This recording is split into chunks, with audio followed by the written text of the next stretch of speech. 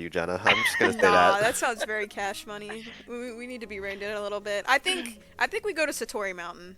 I think we I think we go to Yeah, Satori. It just seems like I it think it there is that on makes Lydia's sense. list of things to do. So it is technically, yeah. Yeah. I don't have the sheet I'm holding up. Can't wait for my laptop to slow down. All right, Jenna, I will copy the link for your queue and give it to you. Okay. I will go live. And hopefully it likes me today. And we don't drop frames. I've been already dropping internet a little bit, so I've been like Oh. half talking over people, or people are half talking over me. I don't love it. So.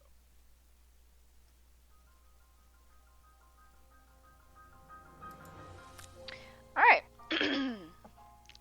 Last we saw our heroes of Hyrule. They parted ways with Miss Fosia at South Akala Stable and set off for Foothill Stable at the Maw of Death Mountain, the threshold of Eldin. Encountering a man of mystery searching for a feral tribe of Hylians in North Akala and a young Goron entrepreneur, their day-long journey was certainly interesting. 11th Hour arrived at Foothill, a stable winding down at the end of the day. Between the stable master and his friend over at the main desk, the Goron tour guide and indecisive merchant at the fire, and the low-key alchemist, our heroes learned that due to Death Mountain's eruptive state, the 4-day path to Goron City had become far more dangerous than ever before, requiring fireproof equipment the closer to the volcano they get. Aquila, Lorhanan, and Lydian placed an order with Gale, the crafter of elixirs, for 6 fireproof potions in exchange for monster parts and rupees, but they knew this wouldn't be a permanent solution to the fires of the terrain ahead. Anticipating a day of preparation the following morning, our heroes settled down to rest, a night that couldn't come sooner for an already exhausted Aquila. Lorhanan and Inari took another watch together, contemplating the recent changes in their family structures, and during the watch of Lydian and Ionia, a pair of travelers passed by the stable without stopping, leaving a single banana peel behind that Lydian clocked. The following day, 11th Hour split up to accomplish the various tasks on their to-do lists here at Foothill Stable. While Lorhanan, Lydian, and Ionia set out down the road to mine for gems, Inari and Natara peeled off, being summoned by the great fairy father of the Gerudo. The mining group proved to be quite successful in their pursuit, spending the entire day acquiring gems to sell to purchase Flamebreaker armor, just as Mova's crew had been doing as Lydian scried on them. Meanwhile, the fairy ladies had a very informative chat with a vacationing Ron concerned with the fate of eastern Hyrule if the dams at East Reservoir Lake were to burst, and although he isn't the great fairy of dams, he knows there isn't much time. He also clued them into what an Archfey war could mean, being a feud among his siblings over petty power moves that escalate across the plains in a destructive way. As long as 11th Hour isn't interacting with too many great fairies or becoming their champions, things should be alright according to Ron.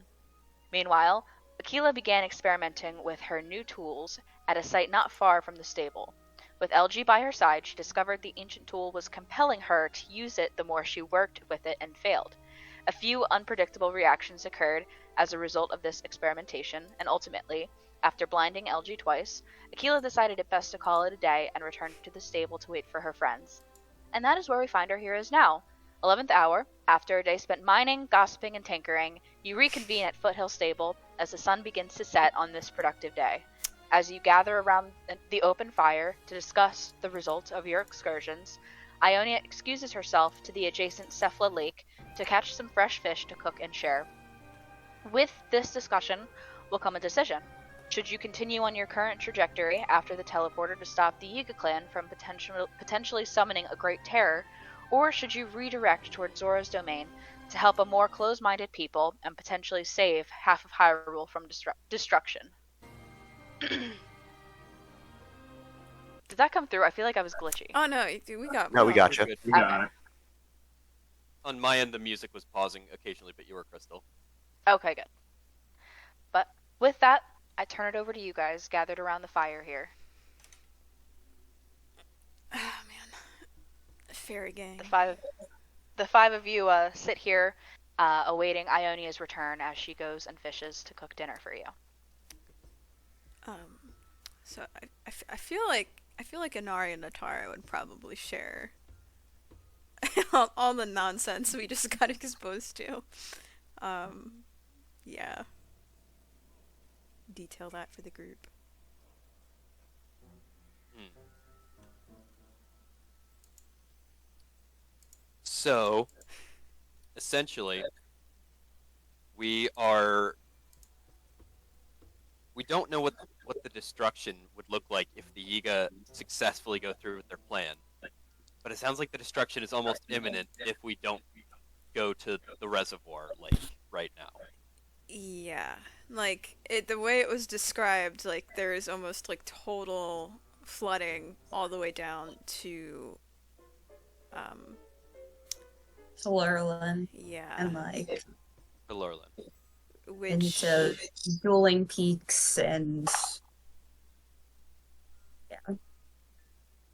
Well, we can. I think we can kill whatever the Yiga summon faster than we can clean up half a continent. So, my vote is we bail. so Are you real. sure about that? I'm not sure about that, but I don't know. I'm not that great of a. No. I think No, I honestly, Lord Hannon, like right now, are we sure about anything? Why is this in our hands? Can't like. Well, I don't know. maybe it would be good to glimpse into Zora's domain. Sure. oh, we did meet Oh yeah, we could Sidon. scry on Sidon. Yeah. Sidon, Absolutely. maybe he knows. Maybe Or- he knows about dams. Wait, where is Natara's sister now? Is she in Lurlin in- still? Yeah, she's in Lurlin. Lurlin Okay. City. Yeah, so We that's tried to tell her to go. Well, So we tried to no. tell her to go to Linear Bay with Natara's parents, and she said no. yeah, Fair. so we have I do Natara's- have one big. I do have one big bet, 5th level spell slot remaining. So. Oh, okay. oh yeah. Thank you for describing it like that. Yeah, it's fantastic. Aquila, I'm on edge. Okay. What the fuck's a spell slot? I Are only you feel like I could casting- cast one more scry today. Yeah, I only Sorry? feel like I have the juice for one more. What is that? Guys, yeah, I think we'll just round out this conversation, then I'll do that. But yeah, I think if Natara's sister and Akila's family would be like negatively affected by it, as And long as- Natara's parents. Oh, technically as true. well. I mean, it's also way more than that. It sounds like half of Hyrule will be underwater if we don't intervene here. Kakariko, Hateno, like Also, I mean, yeah. do we know if Lord Hannon's parents are still alive and in Lorland City? Ooh. I think His- one of his parents died, his right? dad is. His dad His is. dad is okay. I don't know that Lorhannon has necessarily shared that with the group though, and Natara's only told Lorhannon. Gotcha. Okay, so we don't know anything. Okay, yeah. Okay. In that case, we just kind of sit around the fire and think about, abandoning a whole group of people in order to help another group of people. And I'm going to go off to the lake with next to Ionia and to look into the source of water there. Yeah. It is, the sun is setting. It is like a pretty kind of time of day. You head down to Cephala Lake, where you can see Ionia is flying over the lake, catching fish with her talons, and bringing them over, hauling them over to a little pile on the shore by where you descend to.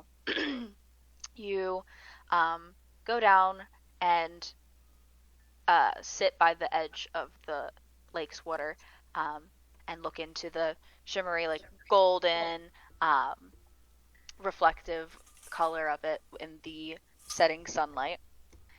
And you cast Scry. So, for Sidon, you... Let me you pull have it off. Scry sent. Yeah, I want to know me what the pull it up. modifier is. Let me pull up his so- modifier. I met the target, so he gets a +0 to the roll, and then we don't have a likeness or picture, body part, lock of hair, possession, or garment. So he just gets a +0. flat roll, pretty much. Plus his modifiers. Right. I'll send the spell. Yep, let me... Oh, it's probably under Prince. Prince Sidon. Okay. And you said it's +0 from your stuff? +0, no modifiers. Okay. I'm using the tree.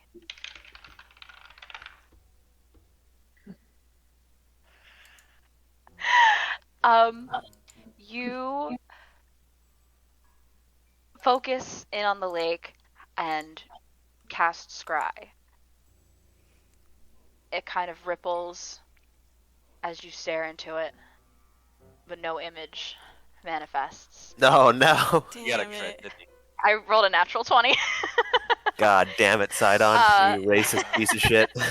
God damn. And as you see that this image is not going to manifest, Ionia joins you over on the shore with the final fish, plops it down on the pile and lands next to you. Lydian, what you doing down here?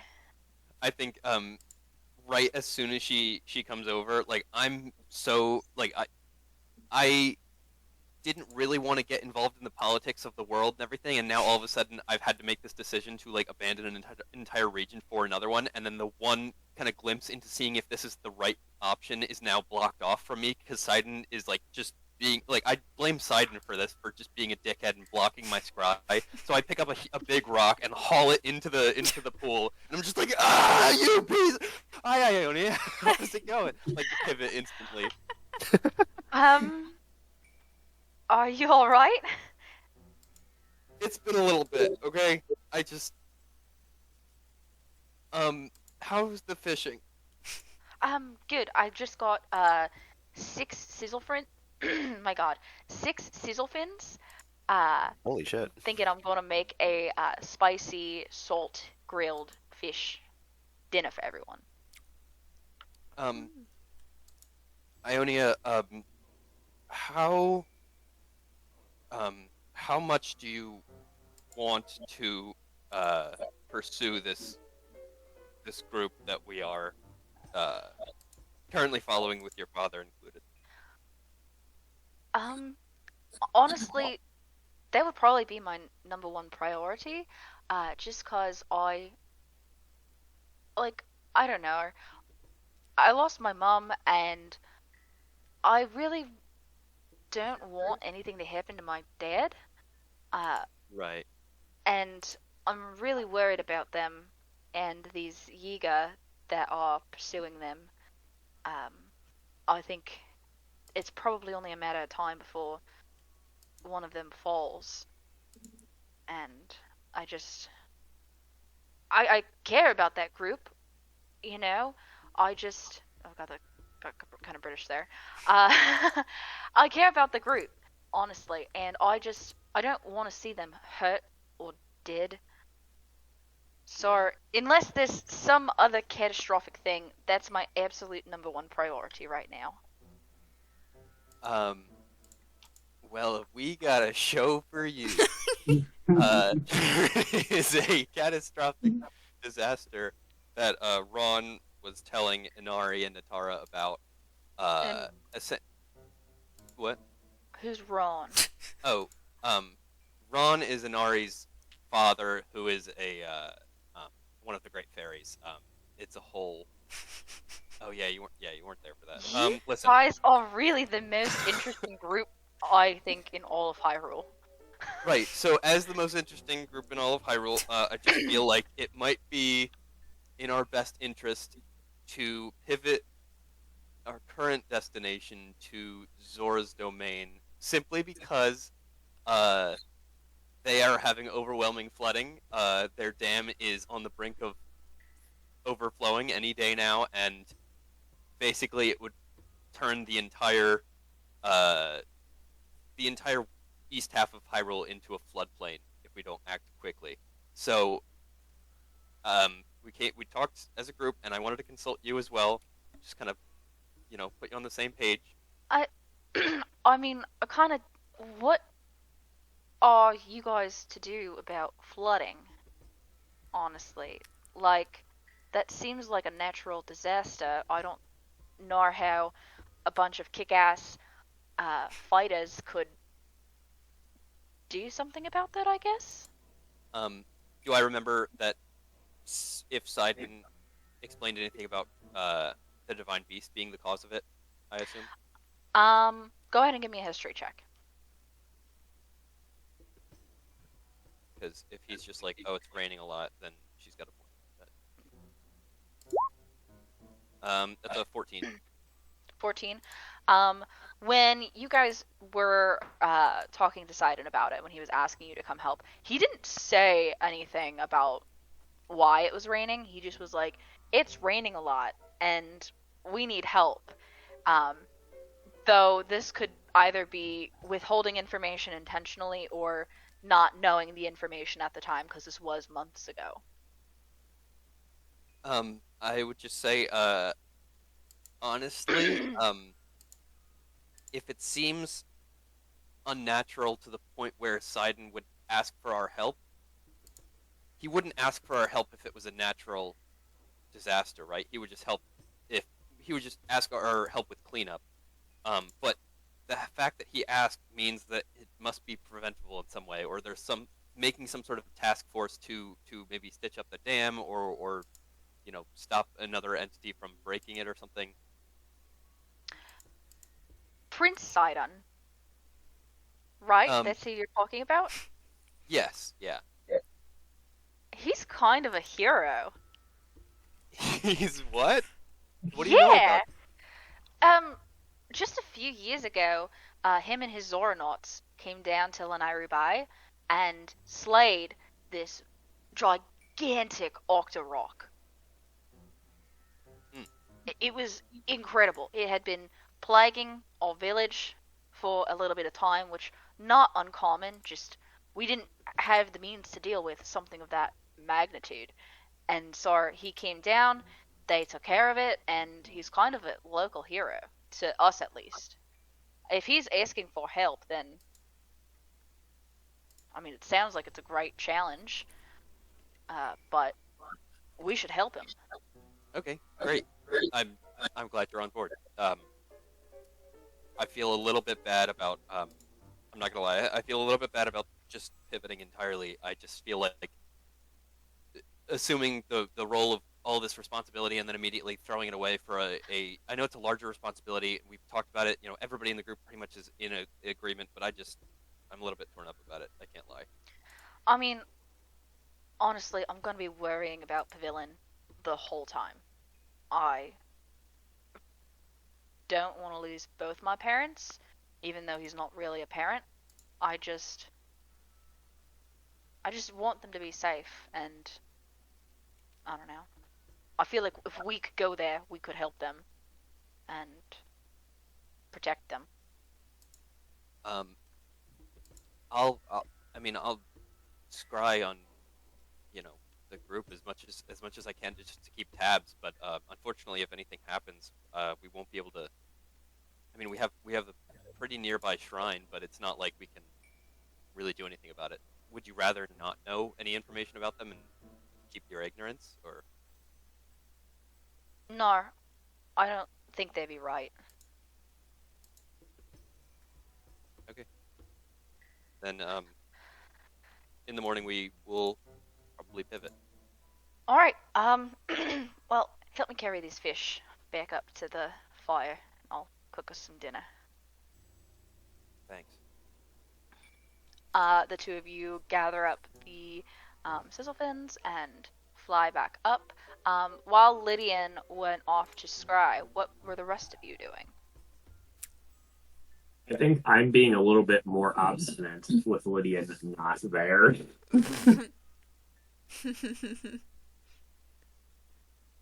Just like, I am not really willing to let the ego win this one.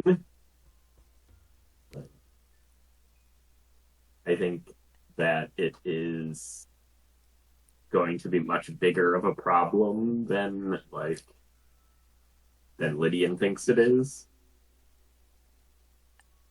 I mean, They can like if they get this, they can potentially construct some very powerful portals that like we're treating it like, oh, they'll summon like some big angry dude to fight, but like we really don't know the scope of their power. Like they could summon multiple things. They could, you know, potentially go through the portal the other way, right? Like, you know, You. There's no one outside of you yourself who is more looking forward to killing Iga. Um, to be honest, I was very much looking forward to it. Um, Especially because I think in a way you're right that things might get worse on that end. But at the same time, I think the fact that we had a divine being come to us and point out how big of a problem the flooding could be, it makes me a bit nervous. Only because I think the Yiga situation is going to take a lot more work than we think it will. Um, and if we had an ability to stomp it out and then get back here to help the Zora, I'd be all for that. But I think I worry a bit that if we stop the Yiga, then we still lose half of Hyrule. And then if stopping the Yiga takes more time than usual, I feel like we know more about what we're facing with the Divine Beast, and I think we're prepared enough to take it on. I mean, I we think still have how like Zora's Domain is not nearby. And what's our closest shrine to that? Yeah. I was wondering the same thing. Don't know if we have that marked I on can the map. show you guys that map. I think I asked Jenna before the session. I think we're at it. I think we're Yeah, at the like we closest are point. like a couple weeks from Zora's Domain, right? Like, We are at the closest point to Zora's Domain. Okay. I mean, via roads. Couple, probably a week or so. yeah, if we trek over the mountains, maybe it's faster, but maybe it's faster. I think I would say I'm gonna show you guys the map real quick. Um, you guys have been traveling Hyrule a bit, and you have some of this map here anyway, from somebody at some point, probably Sidon, I think actually. Um, and of course, I don't know why it doesn't show the roads here, but the roads to Zora's Domain are super windy and it's not just like you're going traveling a far distance. It's more so the paths um, wind up and down and around all kinds of wacky terrain that makes it a very long trek. From where you guys are now here at um, what's it called, Foothill Stable, you traveled along the path that is underneath the cliffside that leads to Upland Zorana, which is like the highland around Zora's Domain. Um, if you were to, this is one of those instances that like I would be totally like misdirecting you if I were to say take the road. It's about the same time. It's absolutely not, because you guys have the means to ascend cliff sides. I think half of you have spider climb and the other half can fly. Like, it's not nearly going to take as long, and I'd be wrong to say that it would. I mean, how high is the cliff actually, though? You guys were underneath it. I mean, it's very tall. Tanagar Canyon tall? Not necessarily. Gotcha.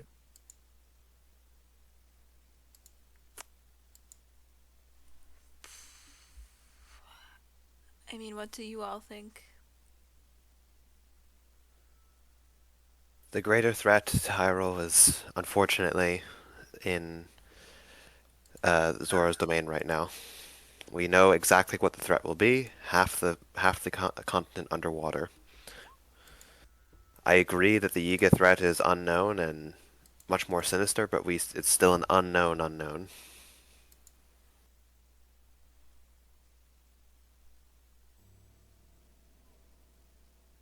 I mean, there are plenty of unknowns in the Zora's domain. We know it's a divine beast. We know that we'll probably have to deal with the floodwaters.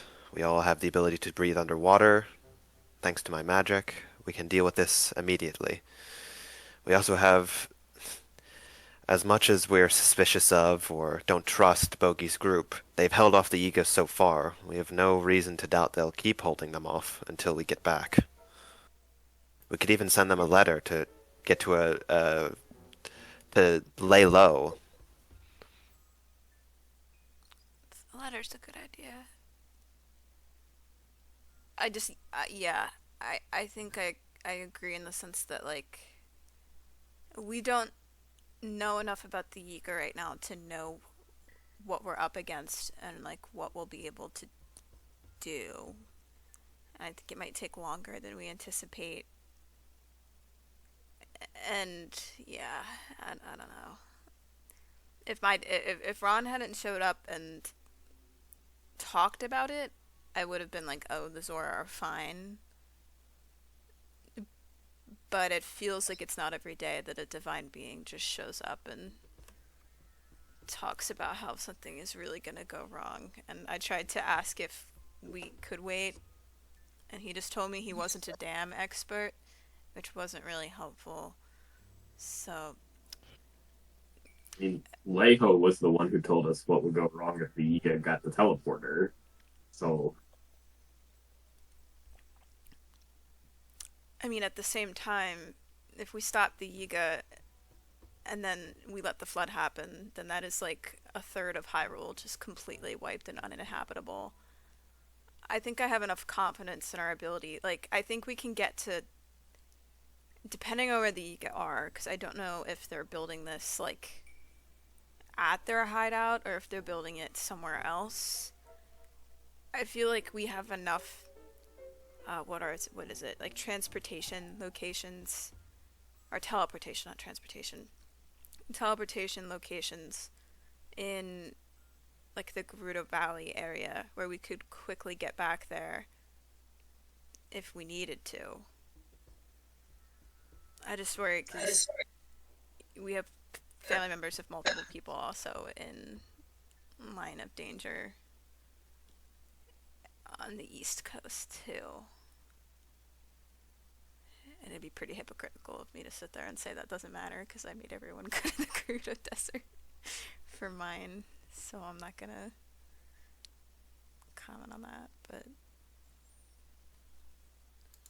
yeah, I'm not saying it's not important, but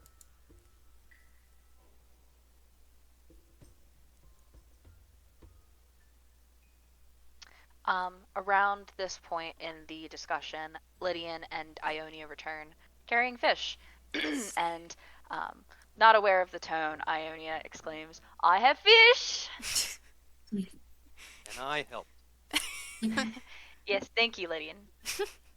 I do in that moment relate to Ionia because Lydia and I were like, we got gems when we first met up with Natara and Denari.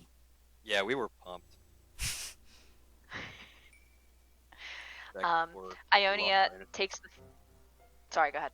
Sorry, I just said back before we lost our innocence when we had to realize we had to ship. Ionia gathers up the fish and begins to cook them at the fire.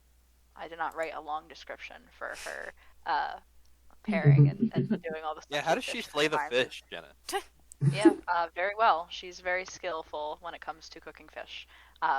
But as you know, you guys talk. She works over the fire and the cooking pot, preparing the fish, and eventually the aroma begins to hit you all, and it smells absolutely delectable.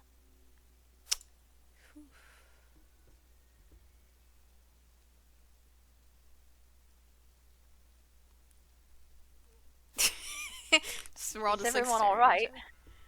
other. I'm just. Uh, Um, I guess. I mean, I guess we have to make a final decision about where we're heading if we don't want to waste time. I think Lorhannon's brought up some good points,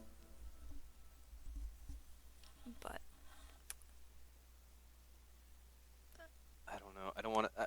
I think my dad will be mad with me if I don't do what he said I should do, which I I don't. know, and I don't care about what any man tells me to do. Let me put that out there. However,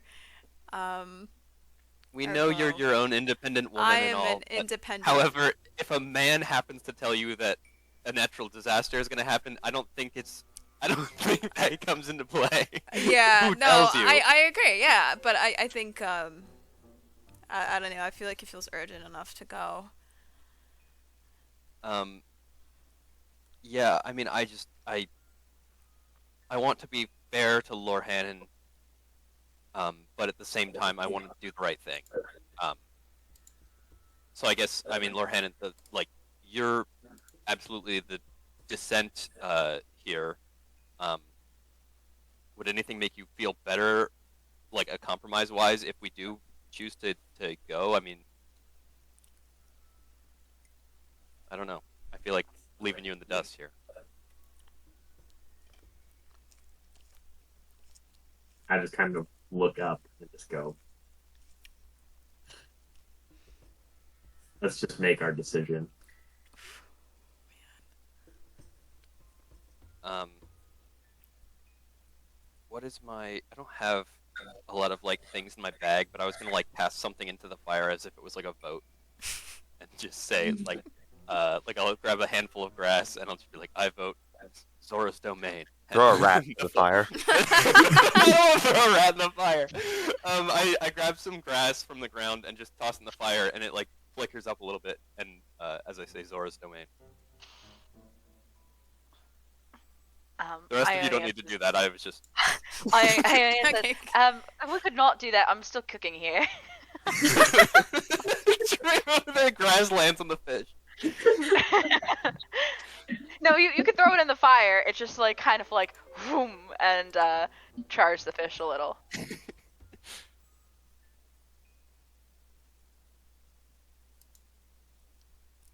Yeah, I mean, I guess Anari doesn't have a dead rat, so I'm not throwing in my vote that way, but I mean, we know where Anari stands, so she'd share the pro Zora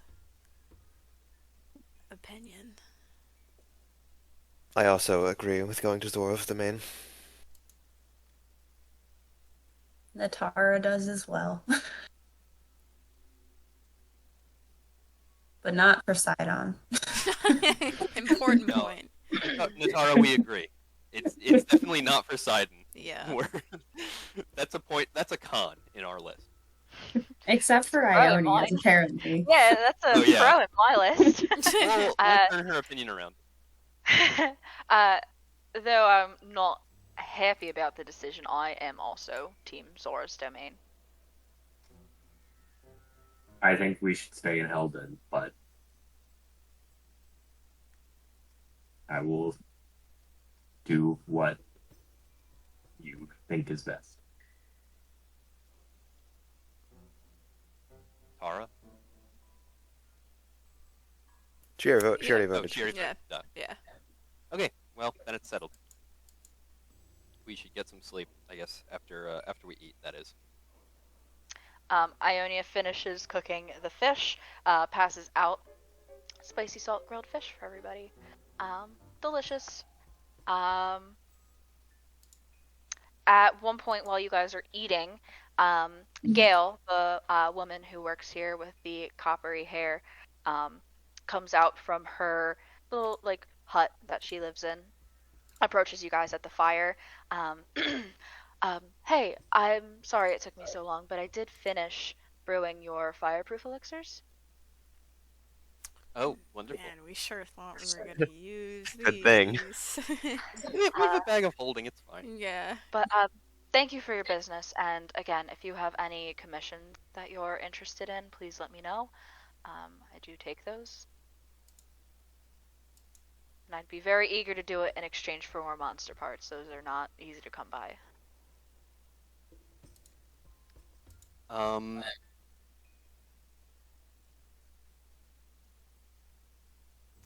maybe like what do we? If we're pivoting to Zora's domain, I mean, what do we?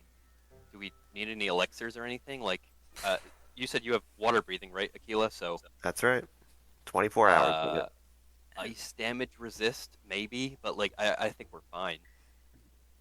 Yeah, I Yeah, don't. I mean, even beyond like damage type things, resistances, again, if there's anything, you know where to find me.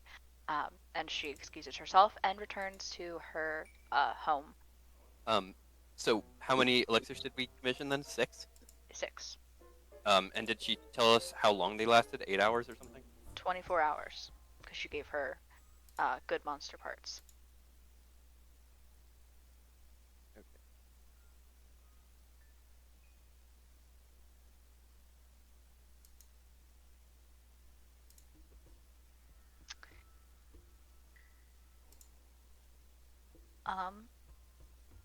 At another point in the evening, as you guys sit around the fire, meal's done. Too early to go to rest, but you know, still very reflective about the conversation and what lies ahead. Azunda, the stable master, stops by the fire to ask you guys if you're all comfortable, if you need anything. It is a slower night, but if you guys need him, he'll be in the stable. Um, do you guys need anything from the stable master? I don't think so. Do we need anything? I don't think so. Not necessarily. No. Oh, don't worry about interrupting me. Like I said, I'll be in the stable, just working on a silly painting. But I would happily pause to meet the accommodations of my guests. And he Uh, retreats. What are you Go ahead. painting? Just a silly landscape. I think that the area where the rest of Hyrule meets Eldin is it's so beautiful here. Before I go to bed, can I go look at it and appreciate the art? Are you saying that to him? No, I was Or are asking you, but you asking? I was Yeah, asking yeah, you, you but absolutely could. yeah, I'll stand up and I'll say, yeah, can I check it out really quick? Is it okay? Um, he kind of like gets a little embarrassed, not expecting that to be the response. Yeah, you if you really wanted to, you could. Um, and you're welcome to get up and follow him as he retreats to the inside of the stable. I'm gonna pull the classic. Oh, whoa, that's so good. I didn't know you were a drawer. Can you draw me? Um, What does it look like? it looks like uh, it's some kind of landscape from nearby. You can kind of see some familiar rock formations in the distance from where you went today. Um, but there's also some trees and like valley and a little bit of greenery. It's pretty dry greenery, but probably a location not too far west from where you guys are now. Can I cross-check it with my map and see if I can fill in any gaps of like where this might be a frame from? Yeah, you know what? I'll give you a little bit of area. Make this worthwhile. I will give you the lakes and this forested area. And Jenna, art doesn't need a practical use to be worthwhile. Okay, there's an intrinsic value in viewing it. sure. There you go. You get a little bit more map for that. Yeah. While Lydian gets up, I'd say a spot freed at the fire. Bolden, the Goron tour guide, sees that the spot's free and kind of rolls over and plops himself in Lydian's seat, and he goes, "Oh, is this seat taken? Need to make myself some rock roast for dinner." It's called fives. I mean, I think it's available. Oh, great. What is rock? what is rock roast? You don't mind me asking. You're not familiar with the Goron delicacy that is rock roast. You just had to ask. What? I like learning about different cultures. Be nice. Lorhannon at Special this point, What? God. I was like, Lorhannon like has this look on his face of like, I am not like, I can't believe this is happening right now, and I also just like get up and walk away. Just in the middle of it. Yeah. Rock roast is there's a specific place where they're mined from, because us Gorons, we eat rocks, and it's these really just tender, juicy rocks from a specific place, and you throw them on the fire, you heat them up, you get the embers inside glowing, and oh man, let me tell you, we'll split one. You can have some of it. How's that sound? So before we do that, quick question: How do rocks get tender? Like, what is tender in this situation? Just curious. His expression the entire time has been a very enthusiastic, and as you ask this question, he like maintains the like very toothy Goron smile, and as you ask it, he pauses for a moment, stares at you, blinks, and says, "I don't know." Oh, I think you should enjoy all of your wonderful rock roasts since you've clearly been looking forward to it. Thank you. So I noticed that you all ventured out for the day and then came back. Where'd you all head? I was, I like to hear if you went anywhere interesting so I can share stories when my tour's up and going again. Denari looks over at Aquila and Natara. I mean, we went to the hot springs nearby. Oh, the actual hot springs near Goron City, or are you talking about one of the two hot spring lakes? I mean, one of the ones near here, because we definitely didn't make it to Goron City. Ah, gotcha. Did you go to the one on the left or the one on the right? Does Inari remember whether she went to the left or the right?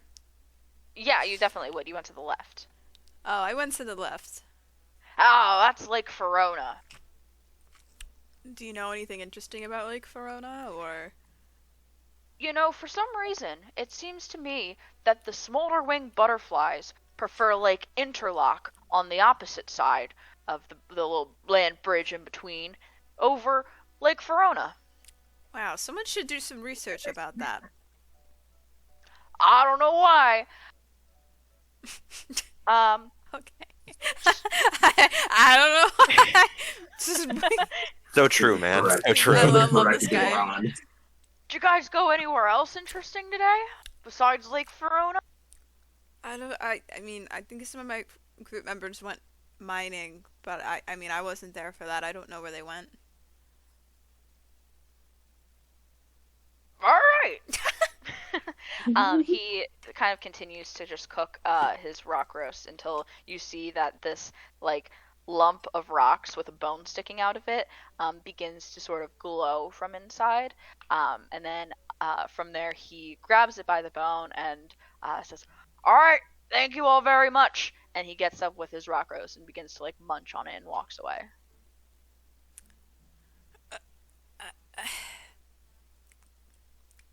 Gorons are so interesting. What is? At this point, I come back from the art. You return and Lorhannon is not here anymore. Oh, where'd Loren go? I don't know. He got up when I started talking to the Goron over there about rock roast. I think he might be a little upset with us in general about where we're heading. Do you think it was the Goron's present that was unsavory, or it was just, it was a negative opinion about us, and the decision. I mean, I don't know if it was like a negative opinion, but I think he has a right. I mean, To process it, I he's think. followed us around everywhere, and he definitely. We should do something nice for Lorhannon in return, like throw a little party or something. Do you think Lorhannon do you think the Yiga have parties? Like, do you think they Oh, actually? definitely not. I think they So, hate like, fun. So, like, how do we introduce Lorhannon to the concept of a party? You know, like. I think we should surprise him with it. My one birthday was a surprise party, and I've never forgotten it. I think the best way to introduce somebody to the concept of it is just spring the surprise. Wait. Time out. Yeah. Hold on a Yeah. second. When are you proposing to throw this party? Well, he doesn't know when his birthday is, so we can just make whatever day we want his birthday. Okay. So Lorhannon is currently upset with us because we are wasting time by fighting an event that he does not want. So you want to throw a party for him in the meantime. Aquila, there's a such thing as group morale. It kind of it goes outside the boundaries of time. I mean, like we can travel as we're celebrating. It's like a little birthday parade. You don't like birthday parades? We don't even lose any time. Are birthday parades a thing in Rito culture? Yeah. No, but I'm saying if we have to mobilize our birthday party because we're stopping a flood, it's just circumstance. I mean, that's a way to go. But I think Akila's right. I think we should keep moving. Is it really a way to go, Anari? Is it really? What's wrong with having the party if we're still moving? Like, if we are moving and we are dedicating time to getting to Zora's domain, I see nothing wrong with having a little fun. You know? Will Lorhannon participate in the party, That's or it. will That's go it. off on by himself? That's a- Because Oh, He's I mean, insane. he would have to I mean, he's the birthday man. He's the birthday boy, right? So like he would need to participate to be celebrated, right? It's a party for him.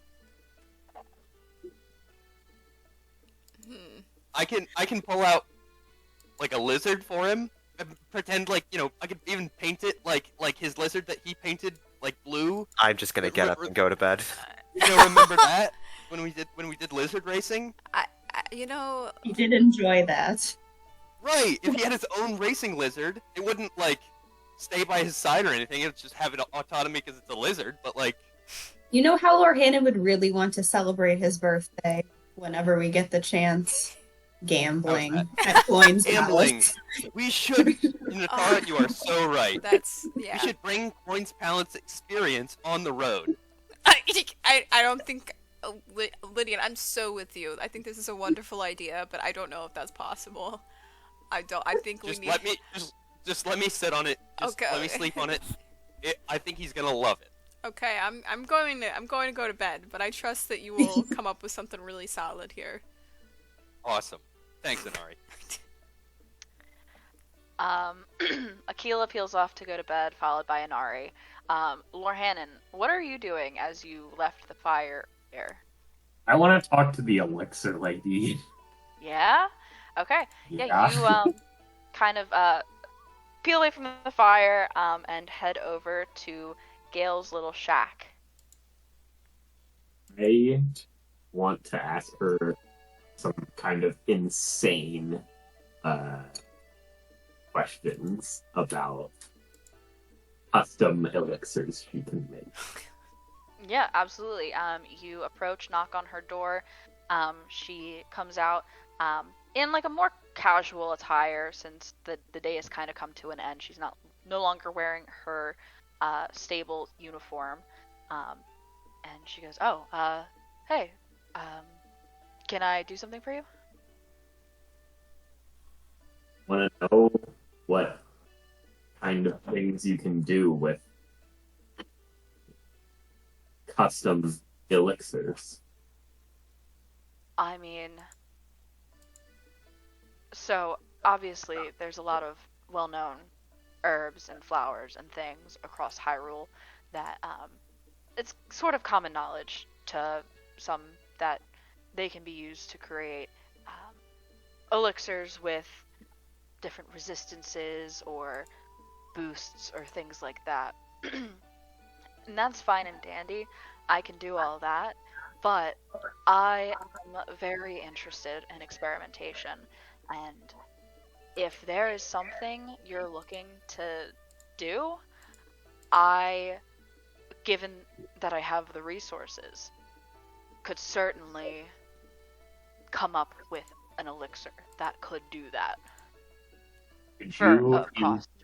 in theory, give me an elixir that lets me in 2 places at once? That lets you what? Be in 2 places at once. Interesting. As in an illusion?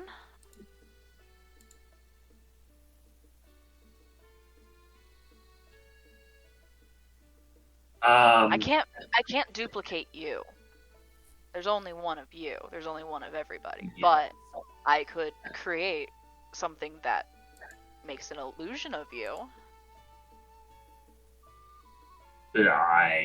would I be able to know what is going on with the illusion, or would it?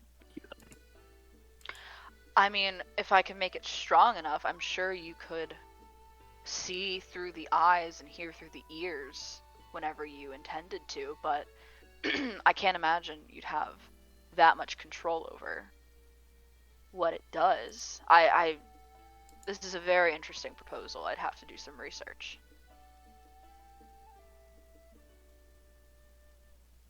I see. That's interesting. I think that could be helpful. Now, keep in mind, I specialize in elixirs. Elixirs are not items. They do not last indefinitely. They wear off over time. Yeah. Are you I alright? understand. Why are you trying to be in 2 places at once, bud?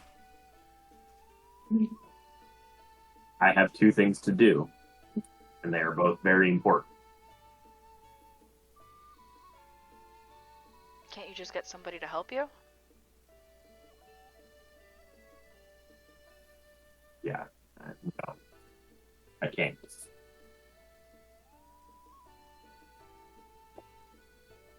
Do you really think an illusion of you to do one of the things is really going to accomplish what you want? It'll do better than nothing. Okay. Give me an hour. I'll do some research, and I'll let you know if I have everything I need. If not, I might have to have you get something for me. But, yeah, give me an hour. Okay.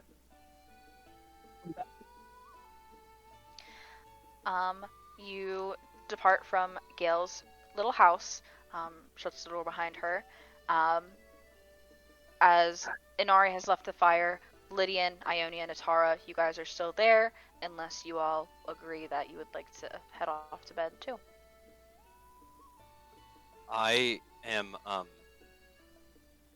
gonna take one of my pieces of paper and my ink, and I'm gonna be sketching something. Okay. Ionia will hang out by the fire as long as you do. Natara, what are you up to?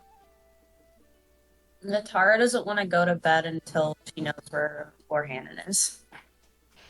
So, Lorhannon, once you're done your conversation with Gale, where do you go? I think I go back to the stable tent and just kind of hang out there. Okay. I mean, the fire is not far from Gale's little house, so Natara, eventually you do see Lorhannon making his way across the little stable grounds and heading into the tent. she would probably go to the tent at that time too. Okay. As most of you begin to make your preparations for bed, Ionia turned to Lydian, who's sketching something, and ask what he's sketching. I'm just gonna say it's a surprise for for later. I'm just kind of brainstorming ideas for throwing a party for Lorhanan to make him feel better. You're so sweet, Lydian. He's a It's good just- hot. I just like to do over the top and dramatic things for people when they're upset because that's how I show my affection and love for my friends. So. That's really sweet. That's all. I'm just focused on coming up with brainstorming some ideas. Eventually, Ionia herself gets a bit too tired to hang out here, goes and joins everybody in the beds in the stable. Is there anything else anybody would like to do tonight? If Lorhanan wasn't going straight to sleep, Natara might try and talk to him briefly. I'm not going straight to sleep. I'm like taking the first. Well, then Tara will stay up with him.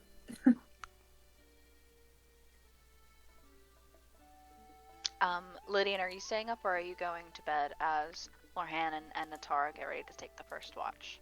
Eventually, I would retire as well. Okay. With the rest of you in bed resting, first watch, turn it over to you. Can you both make perception checks for me, please? And what you doing? Let me go to nighttime.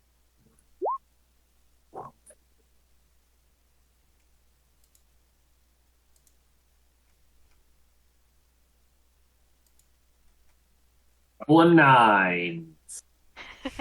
You both got 9s? Yeah. Oh. Cool.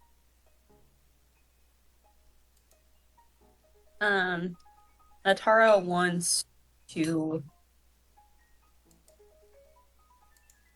I don't know if apologize is the right word, but she feels bad that he got outvoted. And she, I don't know, wants to explain that she also is worried about Eldon. And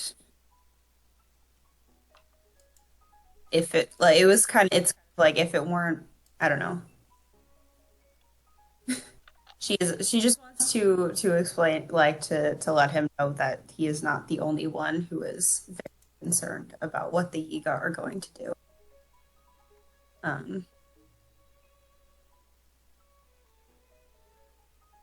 Because she feels bad.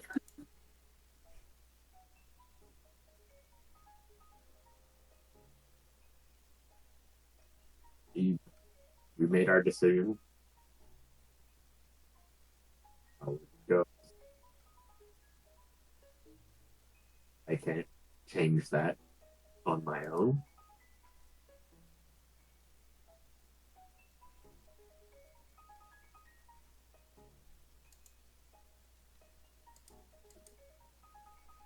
I'm sorry I didn't speak up more about the gravity of what's happening in Eldon. I don't know if that would have helped change anybody's mind, but Don't need to do things I have that I think is right. I think going to I don't Eldon expect- would also be right, though it wouldn't necessarily just be for you. I just feel bad that you were the only one who was more concerned about that. Not people necessarily taking that into account.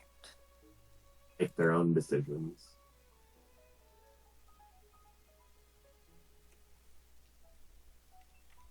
I don't need people to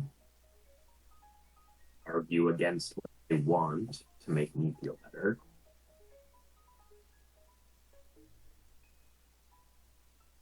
Wouldn't have been arguing against what I wanted, though. I'm mainly focused at this point on getting things done.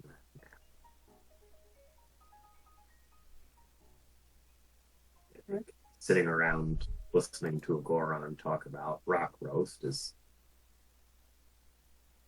not getting things done. It's as important as you think it is.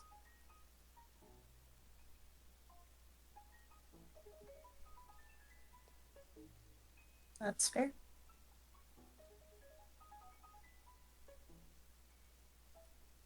I'm keeping one eye out on where the elixir is. Whose name I cannot keep in my head. Gale. Gale. Gale. Elixir Queen in my notes. Yes. I'm just making a little list. Okay. Yeah, I mean, eventually, an hour has passed. You feel like you're halfway through your watch. She had asked you to just come back in an hour, so do you leave Natara here? Yeah, I mean, I'll learn. I'm gonna go see if Gale is still awake. I want to ask him Yeah. something.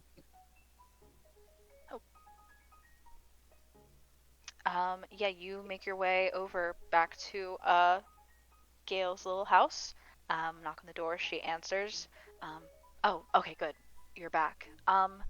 Yeah. So what I found is I think I can do something. I don't know how long it would last. It would be very difficult to make it have a long duration without some really powerful parts. But I think if I had 2 eyes from mono-eyed creatures, as well as a lot of restless crickets, I could probably put something together.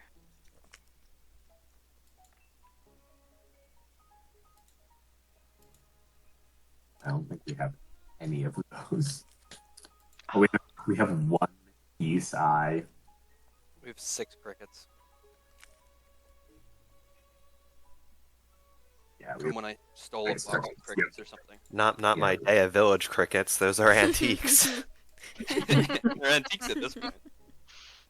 We do have we have wings, yeah. Yeah, we have one eye. Sounds like not today. But we don't have the stuff today. I mean, what eye do you have? Maybe I have one. The key side. I'm going to roll a luck check for her to see if she also has a key side. Oh, yeah, I also have a key side.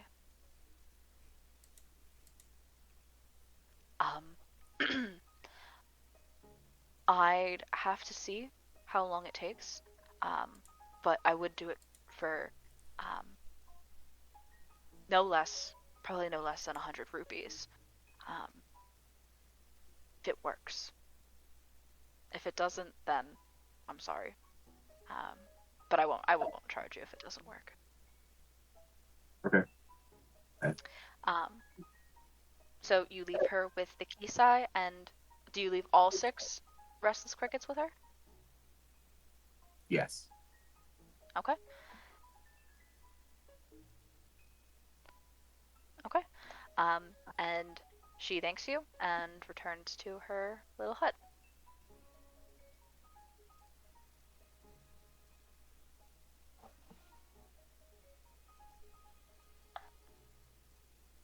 You go and rejoin Natara. Is there anything else you guys want to discuss before you finish out your watch? No, but Tara's gonna wake up Lydia next and feel like absolutely no parties tomorrow. Understood. I took his Natara. temperature on the whole party thing.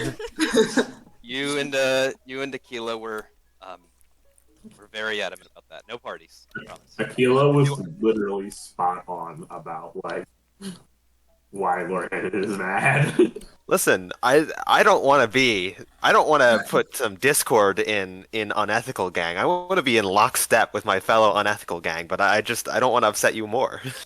Oh, this is why Inari was encouraging it, because Inari wants to stow that Discord It's unethical time to gang. break up unethical Yeah. gang. Yes, so you wake up Lydian. Lydian, you're taking second watch here. Would you like to do it with anybody, Ionia, or Inari? I assume Um, Akela's still on watch, so off limits, I'm but I'm staying solo. I think Lydian is in okay, so I can't throw parties. What do I do now mode. And I'm just gonna bring out some more pieces of paper and my ink pen and just continue just sketching. Um, as the night goes on, I kind of get some ideas. I'm keeping an eye out, just like uh, like half an eye on the environment around me, but then like half of me is just kind of preoccupied thinking about some different ideas to draw.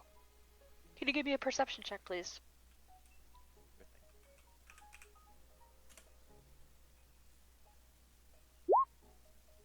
That is a nat one. Oh. Yeah, you are definitely more focused on your sketching than you are on keeping watch. I think it's worth it. What are you sketching? What are you Um, working on? I'm like tomorrow before we set out, I'm thinking of something to give Lorhannen, um, just as my own way of like, I guess, apologizing in more than just words. That's all. Okay. But if that's the end of my watch and nothing happens, I'll wake up Ionia. Okay. You wake up Ionia. I guess, would Inari like to join Ionia for a watch, or would Inari prefer to watch with Aquila, or not take a watch at all? Um. You know what? Maybe I'll have Inari do a watch with Ionia. Okay. I'm scheming. Lydian, you wake up Ionia. Ionia goes over to Inari. Hey, would you like to take a watch with me? Oh yeah, sure, yeah, of course, of course. The two of you go out by the fire to take your watch. Go ahead and give me a perception check. I'm gonna borrow knowledge this perception check, which should probably just be a given every time I do it now. You literally might as well. There's no reason Yeah. you should not unless you don't have the spell slots when you're taking a watch. Okay, so it's a 17. And Ionia gets a 21. You guys are a perceptive gang here tonight. Slay. But you guys sit by the fire. Ionia occasionally gets up to feed it some more wood. Is there anything specific you'd like to chat with Ionia about? I think Inari would sort of be fidgeting a little bit with kind of like her weapon, cleaning it as she normally does, sharpening it. But she sort of just looks around and is just kind of like, so what are your thoughts about our members of the group so far? I mean, you did say we were an odd bunch. Inari's thinking of one specific person, but she's not gonna say that because she's trying to be subtle. I think I said interesting, not odd, but you guys are absolutely the most interesting group of individuals in all of Hyrule. I mean, apparently your father's a great fairy, which I didn't know existed until socializing with you folk. So I mean, if it helps, I didn't know that existed until like a week ago. So I'm with you. fair. But like, there's you, and then there's Aquila, who is very into the whole making things. Interested in the Guardians, like when we in that temple. I've never known anybody to be like that either. And yeah, no. I mean, go ahead. And Natara, I mean, I've known a lot of Zora, Mhm. but like the fact that she doesn't have to swim every day, I've noticed that. I've noticed that she doesn't swim every day. I mean, we're here, we're next to like three bodies of water, and she hasn't really been in them the whole time, which is extremely unusual. Um, Yeah. and like also when we walked into that temple, she just like dodged all of those blasts, those constructs, the guardians. Yeah, Right. Natara's otherworldly in a way out of that I don't think anyone in the group quite understands yet. But in like a very good way. Yeah, it kind of reminds me of like. Never mind. Wait. um, I mean, is it just that it would be too much to explain, or like? it's just kind of like an old, like, just like, I don't know, story, like not based in anything. I mean, I love Just like- stories, so. I mean, like, there's just this that like forgotten race of like mainland Hyrule, the Kokiri. They just like they always had like this sort of connection to that same kind of otherworldly thing that she has going on. Anari's gonna tuck that away in the back of her pocket a little bit, you know. It's not It good. she just reminds me of that. Like it's just a silly little thing. But and I mean Lydian. I mean what's there to say about Lydian? But she's kind of like giggling and like I mean, Rito blushing again. Just falling for the trap completely. I can't believe it. I mean, Lydian's pretty nice. I mean, he's probably one of the kindest people I think I've ever met.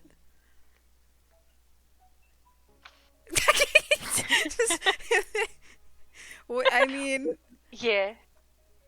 I like just he just has this way with words and also like music, and it's just like I don't know. It's pretty great. He's pretty great. aw. And then I guess like Lohanan, I don't really fully understand like his deal. I mean, I mean, he did excellent in combat when we were fighting the Guardians in the temple, but I don't know. He's just a little aloof, I guess. I don't know too much about his story there, I mean, it's not my place to tell you his whole and that's thing, but- absolutely all right. I think he's got valid reasons for being a little like it's figuring out Hylian culture and experiencing it. I think is kind of new for him, but he's also just have a lot going on. I think burdens that maybe the rest of us don't clearly understand yet. Yeah, I mean, like, he is a Sheikah, so I guess they're a little bit more isolated from the rest of Hyrule. That kind of makes sense. Nari just nods very quickly, like, yes, that definitely explains it. And it's like slightly rushing to try to cover up like the like awkwardness with which she's sharing it, but I mean, like, that's why he hates the Yeagus so much, right? They're, like, opposite. I mean, you'll have to hear it from him. It's a whole story, and I don't think I could properly explain it. That's alright. But yeah, I mean, I think if you ever get the time to share with Lydian what you think about his music, I think he'd be quite honored. He loves getting compliments. I mean, like, I know, I always try to tell him that, like, oh, like, Lydian, you're such a good friend to your friends, and, you know, just, like, he's a good-looking reader, and stuff like that. I certainly try to tell him these things, but I don't know, I guess he's not getting it. Okay, Inari hears that. Would she clock that as like what I'm clocking it as. Like, is she making it clearly obvious? I think Ionia's trying to a little. She's trying to. Um, I know I was gonna lean in and just kind of look at Ionia. You have nothing to worry about. He is like quite literally obsessed with you. Oh I my think you god. can, Oh, and yeah. and I mean that in like a he thinks you're a very nice person sort of thing. And I think Oh. if you share that with him, I think maybe there will be some mutual understanding there. So I think he'll get it. I think maybe he's Why is just my heart racing? Like I have no. Me in real life has nothing to do with this. I think I don't think you have anything to worry about there. Essentially, I can't believe we to have be 3 honest. charisma-based classes who are all equally shit at romance. No, no, Nari slays. It's Totally. a slow burn. Yeah. But yeah, I think it. My mouth, like Jenna, my mouth is dry. I was Like, I'm we're like, dating look. each other in real life. This doesn't matter at all. We are dating each other in real life. I didn't think I was gonna start a whole thing. I you know, I mean, maybe like a period of time right before the world might end is maybe just not. Maybe he just doesn't know how to approach stuff right now. I think maybe just give him some Oh my time to god. like organically for you guys to figure it out. Um, but yeah, I mean, I like having you I'm here. not You're- really. Oh, thanks. Yeah, I'm not really someone who likes to just take a back seat and let things sort of work themselves out. Oh. So I think I'm gonna hear your advice here a little bit. Oh, Thank you. oh. Okay, I mean, you're welcome. And Anari's advice being heeded is always just like a complete and utter shock to her. So that's all right. Okay. Well, I'm curious to see how that goes. I'm gonna go. I think we should go to bed. Um, Dawn Watch. That's Akela. Dawn, watch Keela, and I will just walk over and like sort of shake Akila awake. Alright. Yeah. So Inari, you and Ionia back to bed, and Akila, you rise for your Dawn Watch. Go Dawn ahead, give me a Watch, perception Dawn Watch. check. And what are you doing? Uh, just very normal things like sitting in silence and clutching the ancient tool in a death grip. Yes, yes. Really normal Yep. things. Mm. I think eventually LG kind of like takes note of this, like takes notice, and sort of like looks at you with his big blue eye, looks at your hand, clutching the tool, looks back at you sort of like expectantly. Hmm? What is it? LG gives a little whistle that's inquisitive, like, "Hmm?" I don't understand. LG gives a sharper look from your gaze to your hand and then back to your gaze a lot more deliberately. What? I just don't want to lose it. It's an important piece of technology. We need to hold on to it. LG gives a noise, sort of like to be like, all right, like okay, like, mm. I can't believe I'm getting second guessed by a robot right now. How many times have I What was put you your- back together? LG at that just kind of goes like and like backs away and goes over to like a little spot where he had been sitting awake through the night, leaving you be. Is this all Akila is doing for the Yes. entire watch? Yes. 2 hours, Akila sits there, and eventually the rest of you begin to rise. You all gain the benefits of a long rest. and you rise and see Aquila maintaining this position. Absolutely sane behavior. Just staring off into space. Hey, buddy, old pal. Is that the beard roll? Yeah. I forgot about the beard roll. Increased beard. It's been a while. Yeah. I have level 14 beard. Let's go. A beard that's higher level than us. This is incredible. Yeah, right? When is your beard gonna be able to cast like 7th level spells? Oh, what class is your beard? Oh yeah, that's important. True. Like Very sure. His beard is a salt and pepper beard, so it's multi-classing. I thought it was What? Yeah, what color is it? Is it just pure white? It's white, yeah. Are we staying at the stable for very long? I gotta pick music for the next day. I imagine we just leave, right? I have to go see Gale again. oh. Okay, I'll play the stable music again. Okay, let me roll for Gale.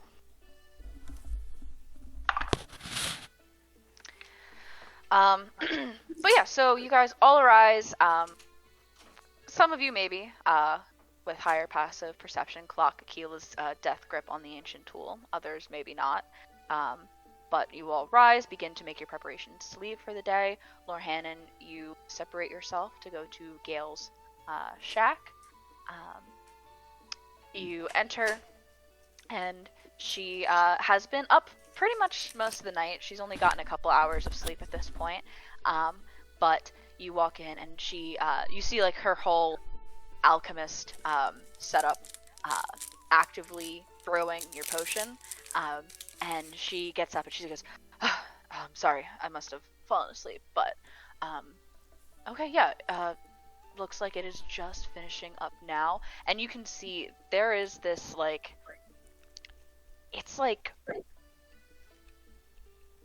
brownish opaque liquid with sort of like a shimmery swirl of purple within it. Not the most pleasant looking potion, but interesting nonetheless. And she kind of takes it off of her little setup and puts a stopper on it. And she goes, all right, I mean, do you want to try it now? See if it works? It feels like it's pretty good to me. So it'll be 100 rupees if it's good. If I try it, do we know if I try it? When I drink it, do we expect that whatever this illusion will come into being next to me, or? I can't say for certain how it's going to manifest, but given what I put into it, I think that you have about 12 hours, if that's acceptable.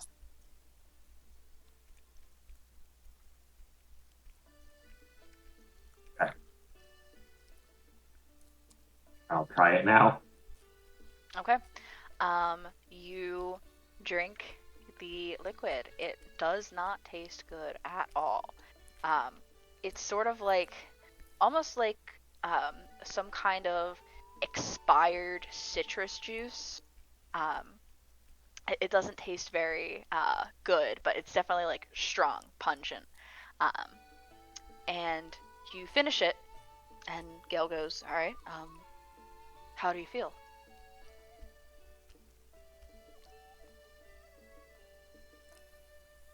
I don't feel any different.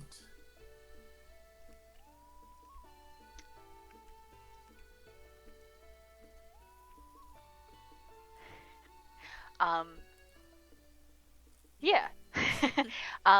You like try and like How do I assess feel, yourself. Jenna? Please tell me. You try to assess yourself. I mean, like, it does not taste good. Like I said, and Gale explains it's probably false. They are not pleasant. And you kind of like do like a check, like, I feel like I'm still me. I don't feel something else. Everything feels the same. And as you're kind of going through this assessment, there's a knock at the door. I'll go open the door. There's a second Lord Hannon standing at the door. Oh boy.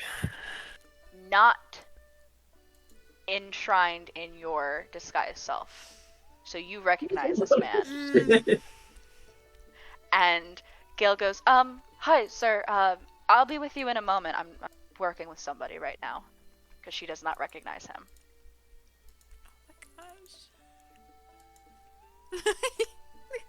I'm gonna One step more outside. I'm gonna step outside with this gentleman. And You still owe me 100 rupees. oh yeah. I mean, I'll pay Gale. Yes. Okay. So you give her 100 rupees, and you step outside with this gentleman. Does it seem to like recognize me at all, or is it just like waiting for instruction, or?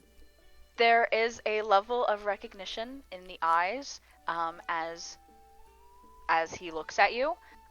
He does seem to kind of be malleable and waiting for some kind of like signal of what he should do. But he just kind of stares at you and waits. I'm gonna tell it to go into Eldon and look for Bunny.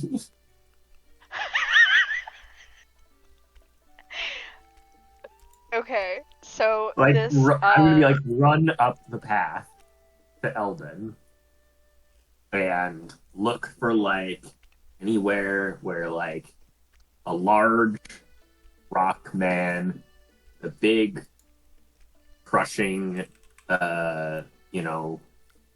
weapon has been through here.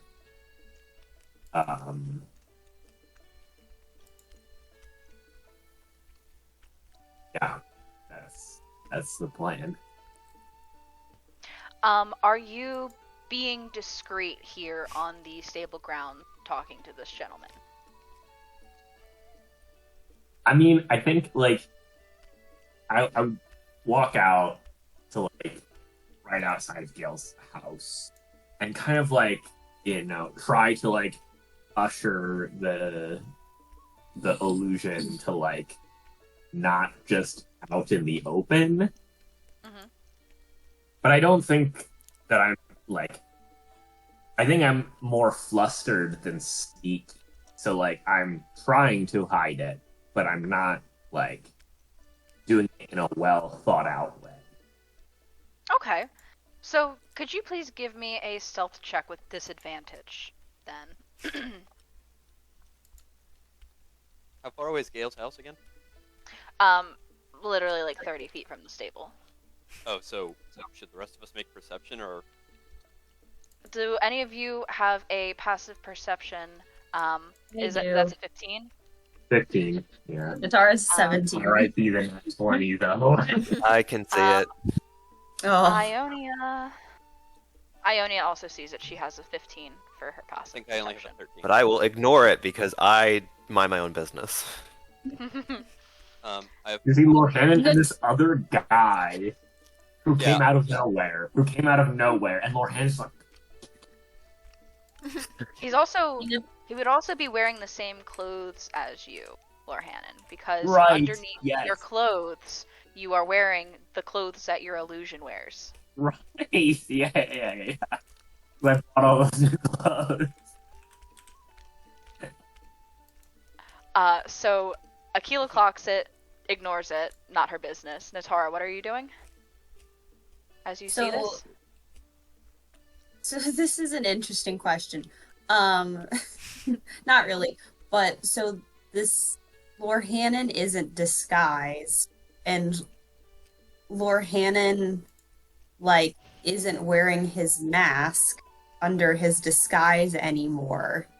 Does she like recognize this other person that Lord Hannon is now with as like as in like she knows his parents, so does he You, look like them at all to like give her an idea of what's going on?